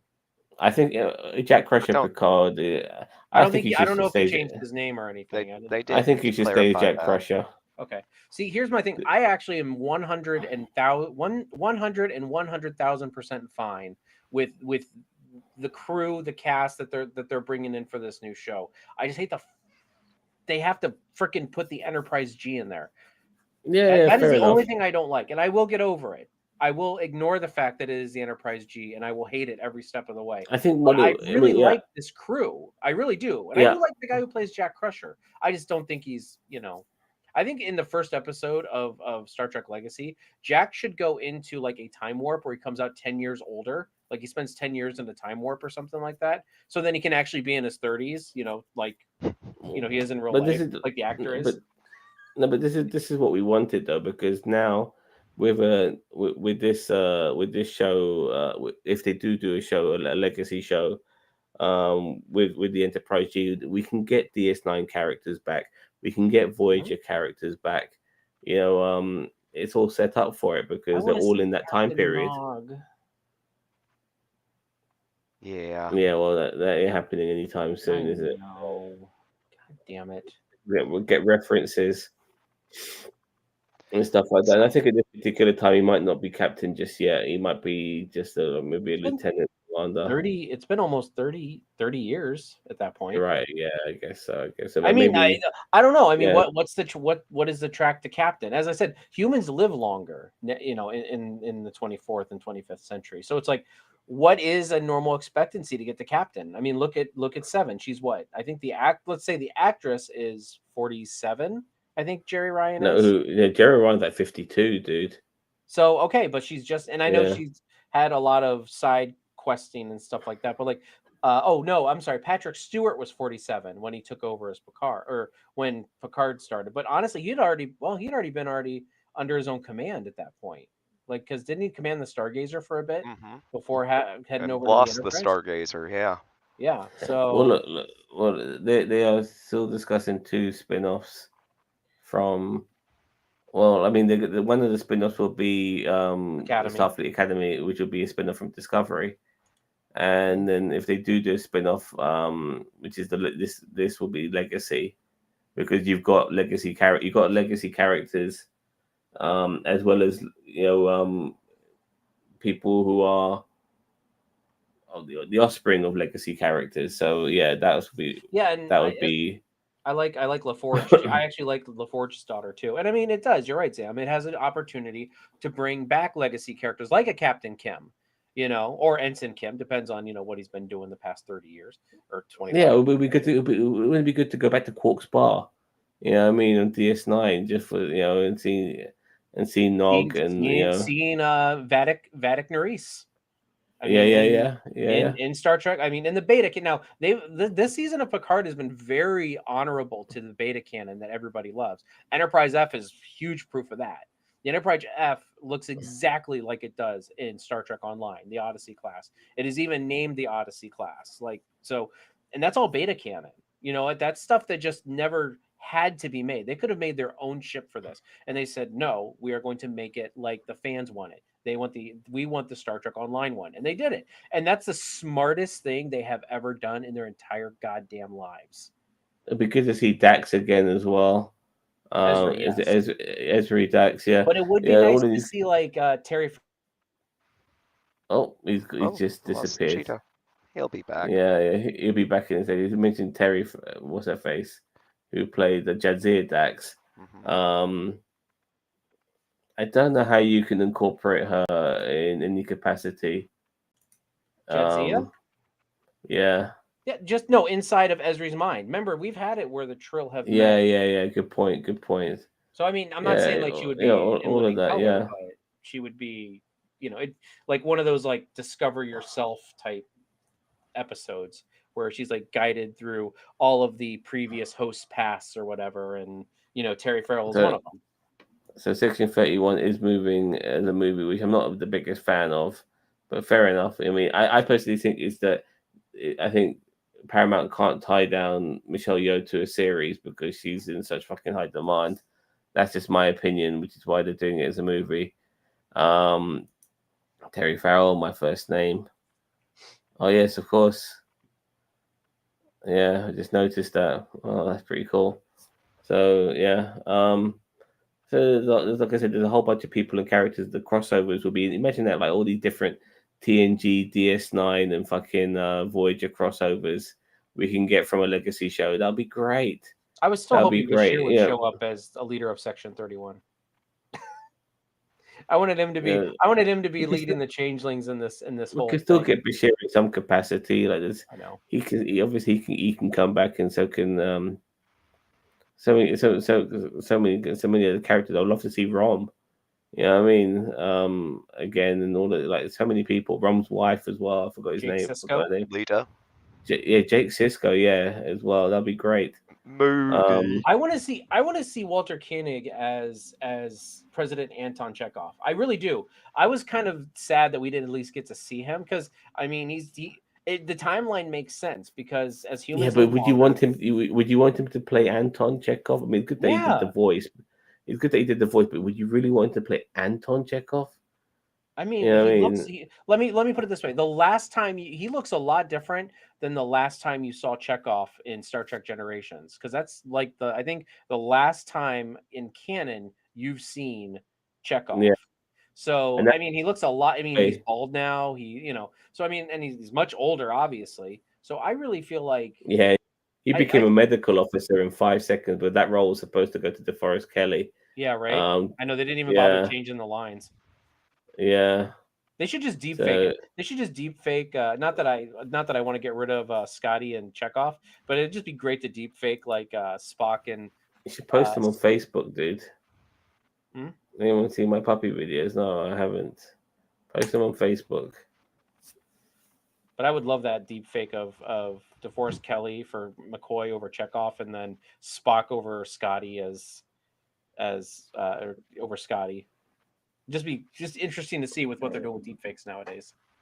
Yeah, exactly. So, but yeah, I want this legacy show to happen. I was very happy to see, once again the emotions when 7 and 9 became captain.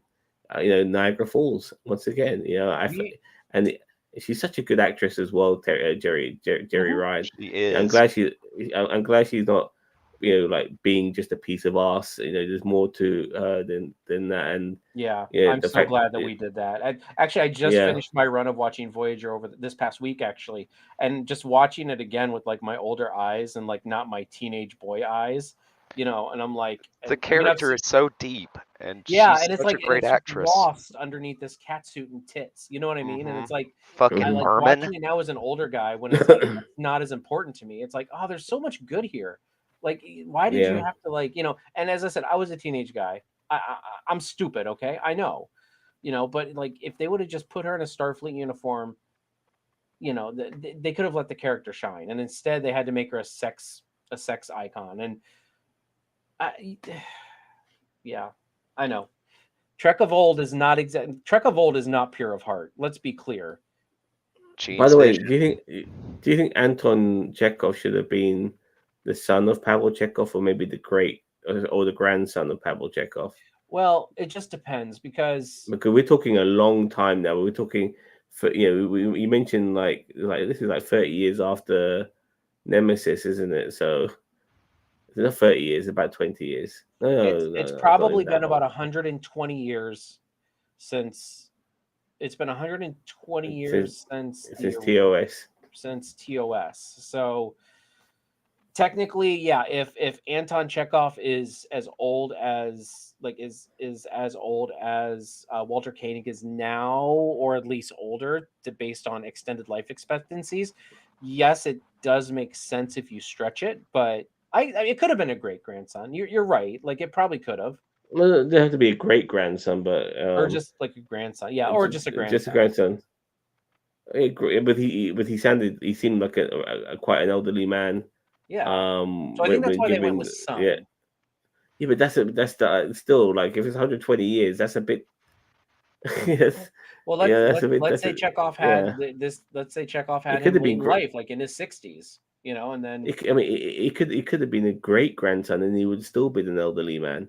You know what I mean? So, okay. I mean, yeah. I'm not arguing with your logic because you're right. Like I think it could go either way. I think with the way life expectancies though go, as I said, humans live to about 120 to 150 years in the 24th and 25th century. So I feel like you can swing it if you do the math right. Like there's variables there where you can swing it. I personally, I mean, this is like, even if people can live that long, doesn't mean they should be granted a position of power when you're like 120 years old. You know what I mean? Like Well, McCoy McCoy lived lived to to be 100. 137. So yeah, Yeah, I knew but that the I wouldn't want McCoy to be a fucking president, the president of the Federation at 110 years old, let But alone that's him what I'm living up to saying. If 137. let's say if Chekhov had his kids late in life in his 60s, and then Anton Chekhov now is in his 60s. So I mean, it would make sense. He would be in his 60s. He's not super old, especially in what human life expectancy terms. Like the pendulum the sliding scale shifts as life expectancies go up with medical No, technology. enough to check off the check off box. Very I good. think we've talked the Chekhov to death. We jacked off the Yeah, Chekhov. still fantastic. Nice homage. I think, I think everybody picked up on that homage Oh, it of was great. Anton I'm Chekhov. I'm very upset we didn't pick up on, and I noticed it when I watched it, and we didn't mention it about the Majel Barrett last week. I was very Hmm sad about that. None of us, like all of us, probably caught it, but we didn't mention it, and I was very sad Yeah, about we forgot to mention it because it's so ingrained in Star Trek that that's more of a little thing. You know what I mean? And it's not a little thing anymore, but in the sense that you just don't hear Major Barrett's voice anymore. But the computer voice has always been a part of Star Trek, so it kind of gets lost in the mix when it's on the Enterprise D. But yeah, all right. So are we going to review the episode and then the series? So you rank it. That is, and I already before have the we poll call up. it It a day. looks like most people are pulling for a eight or a 9. So Wow. High this week. Let's give it our marks as a episode and then as a series. But I hate doing it as a series. It's just hard to go back and figure everything out. It's yeah. all right. Let's go. Sam, you want to start us off, sir, Yeah, with the marks? I'm giving it bang, bang. Episode 10 gets a fucking 10 because you got me emotional, baby. Now, this episode is not perfect. There are obviously issues with it, but my God, that send off was perfect. This is a send off that these legends absolutely needed, and I wish I was there playing poker with them. I was fucking crying my eyes out, and to know that at the same time the like the baton's been passed to a new legacy, pun intended. Um, yeah, it's good stuff. This was the most emotional Star Trek I've had in a long time under the Kurtzman era, and this is probably the best Star Trek under the Kurtzman era, in my opinion. By the way, everybody Um, keeps correcting us online on the comments saying that this season wasn't done by Kurtzman because he was off doing other yeah, things. they can It's like, all suck. They can get in the middle of all three of us and suck our dicks individually. You know what I mean? Because those people need to shut the fuck up. well, It's it's not still like Kurtzman Kevin era, Feige's involved regardless. in every single Yeah, Marvel thing. So it's like, I mean, he's Kurtzman is overhead of all of it. Let's put it this way: whoever was in charge of Picard season 3, Kurtzman put them there. So by extension, at least Kurtzman maybe himself did not do this. So we're yeah, not sucking Kurtzman's dick, but we're just saying, hey, at least Kurtzman put the right people in the right place, maybe. yeah. And I think myself, I can't really speak for yourself, Mage, but myself and Cheeto, like we're a couple of people who've given Kurtzman a pass because and we did acknowledge that initially Star Trek was not as familiar as it should have been, but I do feel he's rectified things recently. Picard's become a lot better. Discovery's become a lot better. Things like Lower Decks is a breath of fresh air, which still feels very Star Trek at the same time. And Prodigy is just a way of bringing kids into Star Trek because it can't just be all us middle-aged farts watching it. We need the next generation, so to speak, pun intended. We've got Strange New Worlds out there now, which is giving us the episodic formula of Star Trek, as well as being a prequel to the TOS era. I mean, And I Kurtzman, like the mate, new you get a uniforms lot for of shit, season but 2. yep, and Kurtzman gets a lot of shit from a lot of people, but you know, right now we've got more Star Trek than we've ever had ever. It's incredible the amount of Star Trek. We're spoiled for Star Trek recently.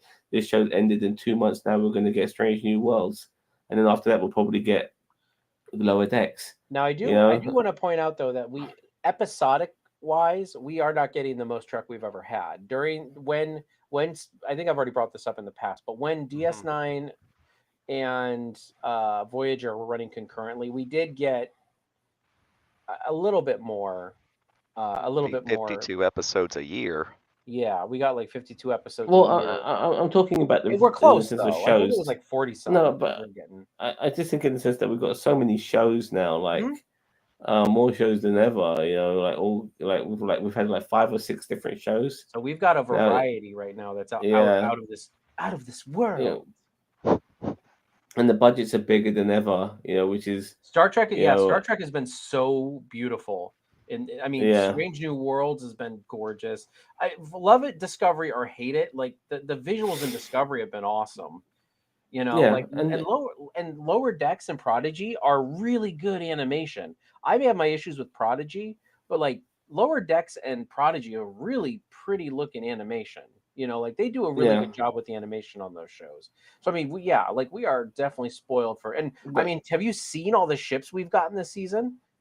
Like in hmm Picard, that is probably the most diverse Starship Brigade or whatever you want to call it since like since the Dominion War. A lot of those were like old models from the TMP era. Like with the Miranda class and Excelsior and Galaxy, and we got some from First Contact in there, like here and there. But we're But I mean, go ahead. I'm just saying regarding Kurtzman again, which is really what it all boils down to. He's been getting a lot of grief from a lot of Star Trek fans, but I do feel he's definitely, in my opinion, redeemed himself. And if we do get the Legacy show, which I think people are clamoring for, and they'll be stupid not to give it to us, especially with the way they ended this season with Kirk, with Q and Jack. Mhm. Then I just hope they don't make it. They don't. The only thing I want it is that I want it to be episodic. Still, I don't want it to be an overarching narrative. I mean, it worked with Picard to a degree. I liked it because it was a big reunion and stuff, and having this one massive story was fine with me. But I would want them to go back to an episodic formula with Legacy if they go down that route. Can I just So ask yeah. one thing? Can I just ask Paramount and Kurtzman one thing? Put some lights on the bridge for the Thank love of you. God. Like I don't need it to be like J.J. Abrams lit up like an Apple store, but I would like to have at least like at least what they had the Enterprise D at. Like the Enterprise D in this episode was not as illuminated.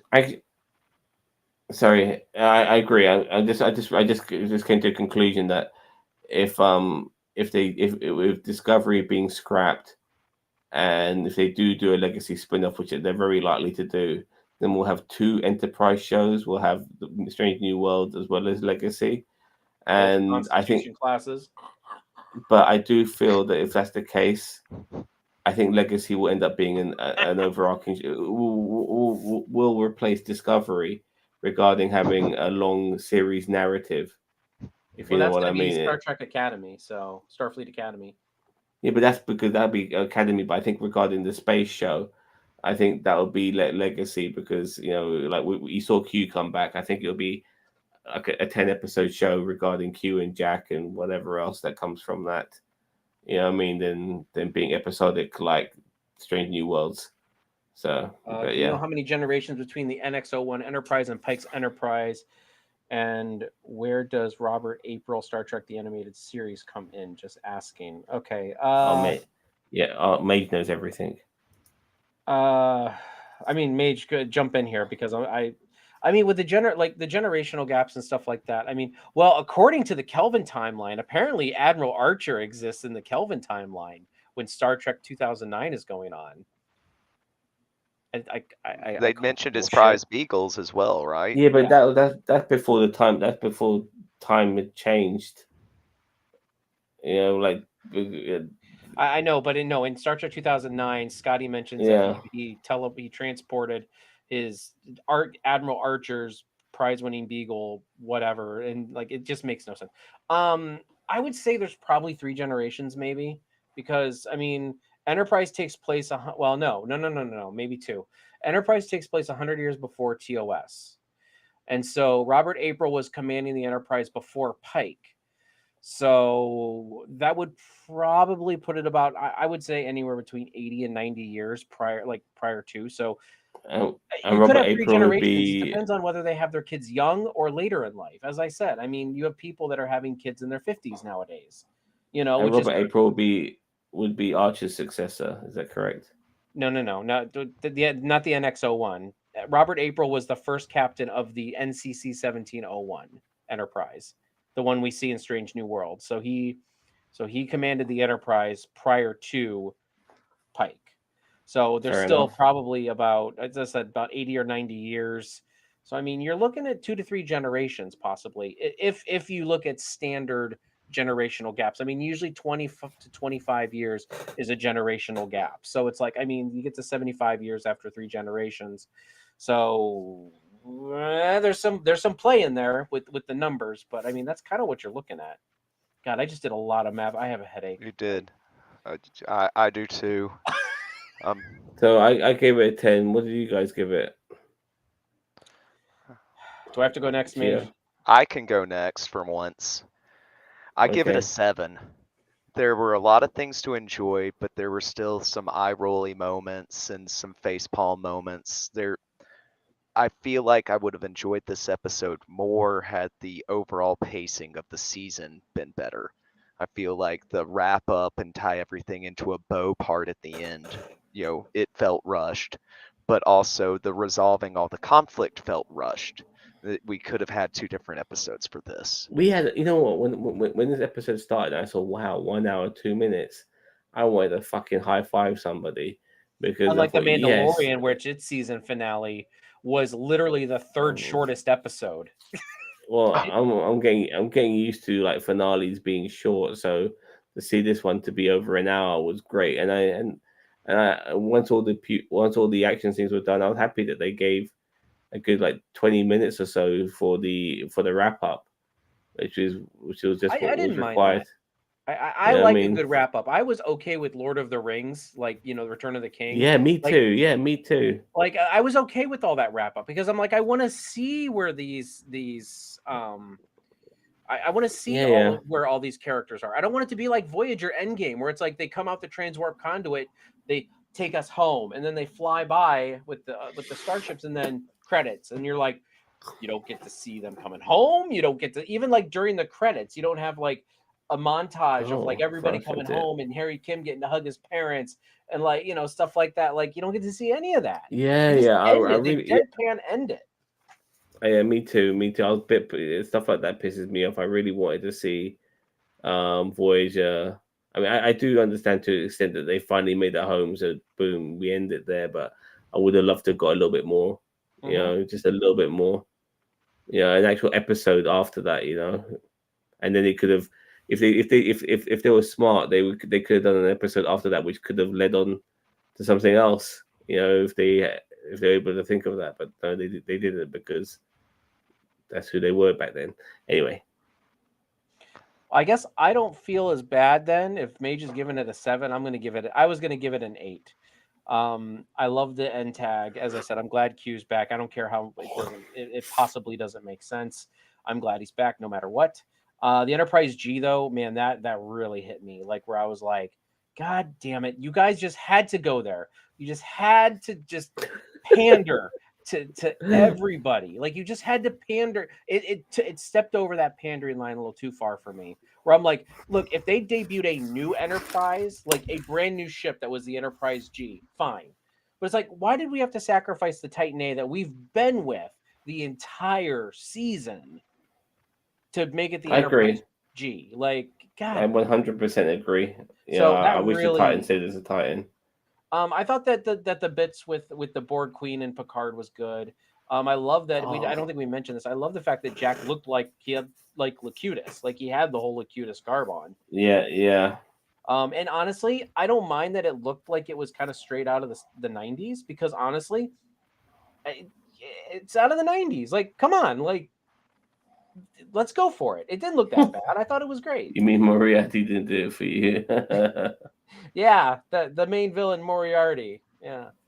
Injecting my nerdity with my pet beagle was named Porter. People. Very Okay. nice. Oh, hold on. Wait. 1 second. This is my Porthos shirt. Love my Porthos. Somebody gouged his fucking eyes out.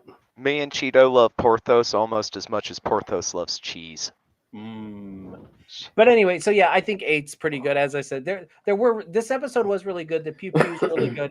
I enjoyed watching the Enterprise D like flip around and like I'm like at that point I was like I don't care. Like I'm like has the Enterprise ever moved like that? No, but who cares? Like if the Enterprise moves around like that, man. For me, like when Data goes, my gut tells me we can get through this, and like Georgie the Forge is going, are you sure? And I'm thinking to myself, just give him the goddamn fucking controls. Just do the fucking goddamn thing. We know you're going to fucking do it. We know you're going to be all right. It'll be fine. Just fucking do it already, for fuck's sake. You know what I mean? So, but still, I gave it a 10 because it got me in the fucking feels. Anything that makes me cry. Nostalgia blinders like a lot of people do. Yeah, I get it. I totally get it. But sometimes people shit on nostalgia recently. It's like the cool thing to do. And I'm not shitting on I, nostalgia. I I like shit on the nostalgia. I just shit on the pandering. Like the Enterprise G, like that's pandering. Like there was no, I no get it. reason. There's no reason to have. I'm just using that as the most recent example. Like that is absolutely pandering for pandering's sake. You know, for nostalgia's sake. You know, like why did they rechristen the Titan? Who like why?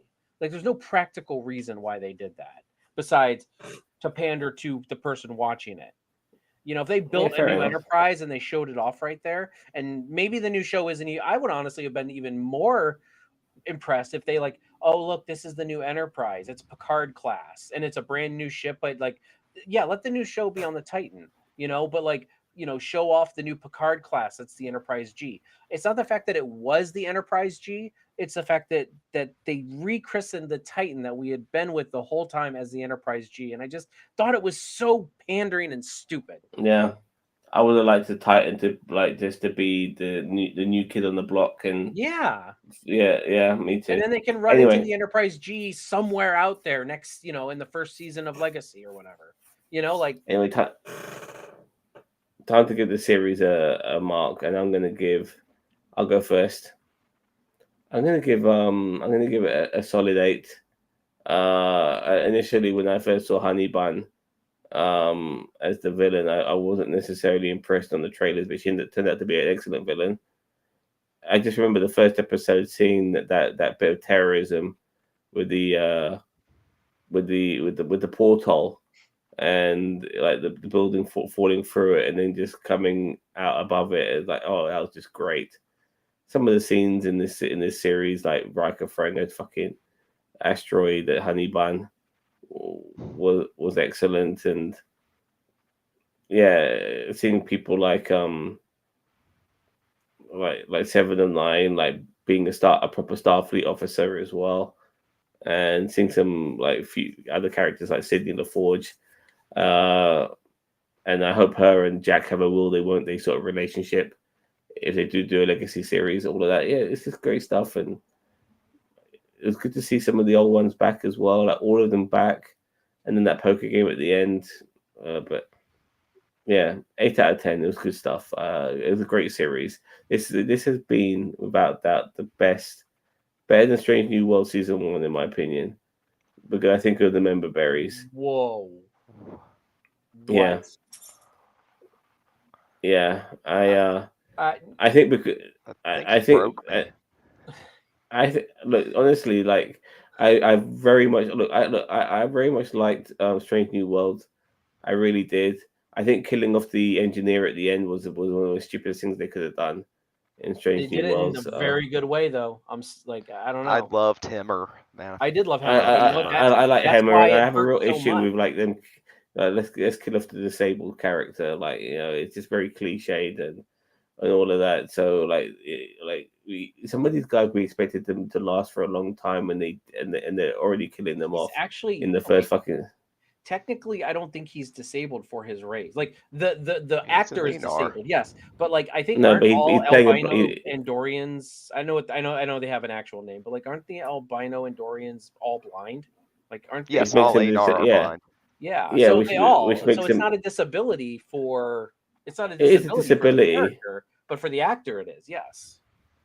Isn't it still a disability? But you can't help if you brought up as albino. You know what I mean? Like, and then you end up losing your sight because of that. So No, he's no, he all of that is a part of their race. Like they are all blind. They have psychic abilities, right? Or latent psychic abilities or something like that. It Hmm. I'm not was sure about explained in psychic. Enterprise. But like yeah, like they're all blind. They're born that way. Now why do they have eyes? No idea. I mean, if you're born blind, why would you have eyes? I don't know, but I No, mean, I really enjoyed Star. I'm not saying I didn't enjoy Strange New Worlds, but the member buried, the nostalgia, the seeing the gang back together again. This was fantastic stuff, and this is the sort of Star Trek people have been wanting for a long time because it felt like TNG season 8. It really did, and I'm finding it very hard not to like it, and I want more. I want a bit more familiarity in the future. So bring it on. Seem not CO10. Harmless race doesn't need their eyes on their planet. All right, fair enough. All right, all you fuckers. Don't let me go all DX on you and tell you to suck it. Yeah. So yeah. Still, I liked it a lot. This for me has been the best. Better than Strange New Worlds and all that shit. I know it's recency bias. I love it, man. It made me fucking cry. The last time I fucking cried under Kurtzman was when Shax died, and they brought him back the fucking following season. For fuck's sake, you know what I mean? Shax from I know Lower exactly who Decks. you're. I know exactly Lower who you're Decks, talking yeah, about. I cannot believe the yeah. actual words that I am hearing right now. I kind of wish I was like Hemmer and deaf from hearing that. No, because look, we were talking about fucking Strange New Worlds. That fucking chipmunk bitch, what's her fucking name? Ortega. She pissed me the fuck off, yeah, in Strange New Worlds with her fucking quips and fucking jokes. Just shut the fuck up, bitch, and fly that goddamn So you got little spaceship. Sydney LaForge that's like talking about like, No, oh, you she know she who oh, I'm the she daughter of, like she yeah, was but she just was as playing a annoying. fucking changeling at the time, you know what I mean? Like No, so she said like that several times before she was a changeling. no man, she never went all fucking Megan McCain on that shit. No way. You know what I mean? But Mage, break the tie. Didn't she mention before a couple times that she was the daughter of Geordie LaForge? She And brought it up.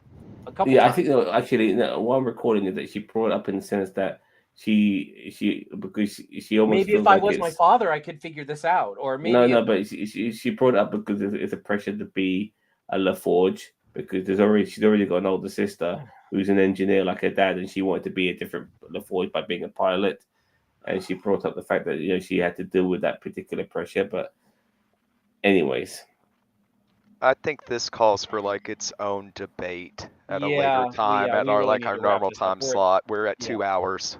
All right, I'm gonna give this series as a whole a 7. I did like some of the callbacks to DS9 with the changelings, but they really shit the bed on a lot of things this season by the end. The Borg again, which I am kind of glad we have some closure with the Borg. Yes, I'm very happy we had closure with the Borg. But still, like overall, I mean, the crew didn't actually finally get together until episode 8 or 9 or whatever it was, like fully together at episode. What was it, episode 9 or 8? I think it was the end of 8, right? no, End of no, 7 or because beginning of 8. Yeah, like Too I really late. feel like they should have been together like well it's when before that. they got when they went to Section 31 and they got data. No, they didn't have Deanna at that point. Oh, good point. Yeah. So Deanna came in episode 8, and then by the end of that episode, they were all together on the Titan. So I just feel like I mean, story overall, the plot to destroy the Federation been done before, but I think they did justice to it this time. The Borg been done before, but I think they did justice to it. So it's all like treaded ground, but it's all kind of a different culmination. Um, I don't know. Riker throwing an asteroid was probably one of the highlights. I mean, that was just probably like my favorite part of the whole thing. Fucking Worf decapitating that Ferengi. It was Yeah, beautiful. that was You know like what I was that the mean? same episode? That was a Yeah. great that was a great That was episode. that was awesome. So anyway, So overall 7. and Yeah, we and you didn't like the portal scene with at the end of episode 1 that was all right. with I the mean, it was with interesting the because it was something different for Star Trek. Like it was yeah. a portal instead of a transporter. So I mean, that was cool at the end of episode 1, but it just seemed like who did Vatic was Vatic the one who did that? Because I thought she was with the Titan at that point. So who So actually did the portal device? It was so probably just little some was the actually changelings. explained. I know, like I feel like if we went back and watched it from episode 1 and all the way through again, I really feel like there would still be some plot holes that we are kind of forgetting from earlier in the season. Well, Um, look, I enjoyed Raffi and Worf probably a lot more than I should have in this season. I thought they were a great pairing. Um, geriatric Data just does not impress me at all. He got a little bit better towards the end, but I think it just should have been Lore. Somehow Lore returned. Like that's how it should have been done. I'm going to stop there yeah. because I could go on all day about this. So I'll leave it be since we're at 2 hours. I will give season 3 of Picard a 6. What? The longer it went, the more the plot holes showed.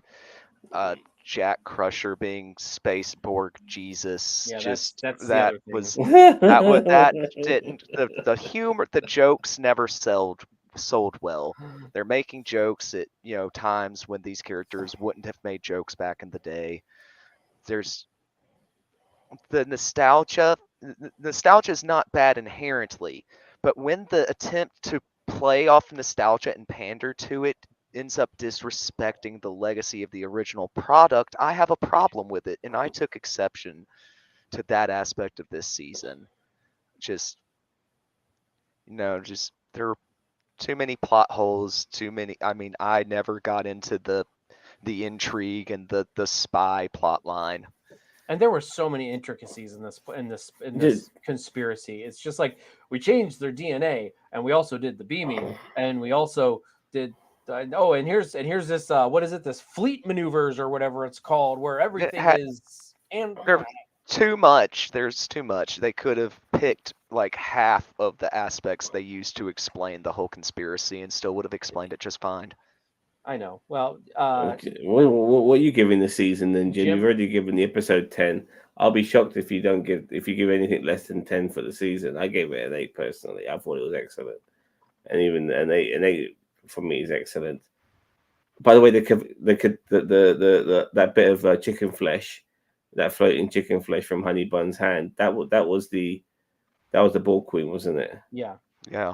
Well, they never really explained that, so I guess we had to As I suss said, it it out, was which is just fair enough. exposition this episode. Like as I Yeah, said, they didn't really tie it together very well. That's Yeah, why I they're think that the Borg should have been revealed like mid-season. Like the Borg should have been revealed working with the Changelings mid-season, and then you could have had more interplay between the Borg and the Changelings, two of the biggest villains the Federation have ever had to face in Star Trek, bouncing off of one another. Instead, they were very like separated.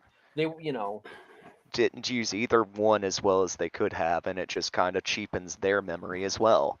Yes, but I'm so glad So the Borg are technically gone. Thank Christ. they should be. Thank They should have been thank over a long Jack time Space ago. Jesus that the Borg are gone. I'm not gonna say thank God anymore. I'm gonna say thanks Borg Thanks, Jack. Jack Crusher. Yeah, Thanks, Box. Thanks, Box. yeah. There we Thanks go. all right. Vox Let's Jesus. fucking. I gotta wake up in fucking 5 hours. All right. Nice. Yeah, let's wrap this So, fucking shit up.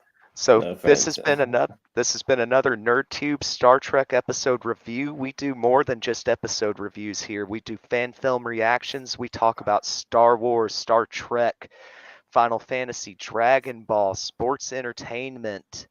We do live chats, not just about a specific topic or show, but every Friday night we have the World Has Gone Nuts. Let's talk about it live chat, where we just kind of switch in and out and we discuss whatever the chat wants to talk about or whatever's on our minds. Sometimes we bring topics from the contributors chat or just things that are stuck in our craw. Yeah, And we're doing Titans. Fun enough, after we talk about Titans so fucking much, we're doing Titans episode 10 or 9. 9 on 9. Saturday. Yeah, that show. Like that show is fucking torture right now. But I'm fucking gonna review it for you motherfuckers who like DC entertainment. You know what I mean? So yeah, we'll be yeah. reviewing that this weekend. So if you like nerdy stuff, if you want to be part of the chat and be part of the discussion with us, consider subscribing to NerdTube. Definitely give this video a like if you haven't already. Thank you all so much for joining us. Thank you to my co-hosts Zam and Cheeto. It's always a pleasure, guys. You've been Live long watching and pleasure. Picard. You've been watching NerdTube, the best channel you've never heard of. Live long and prosper.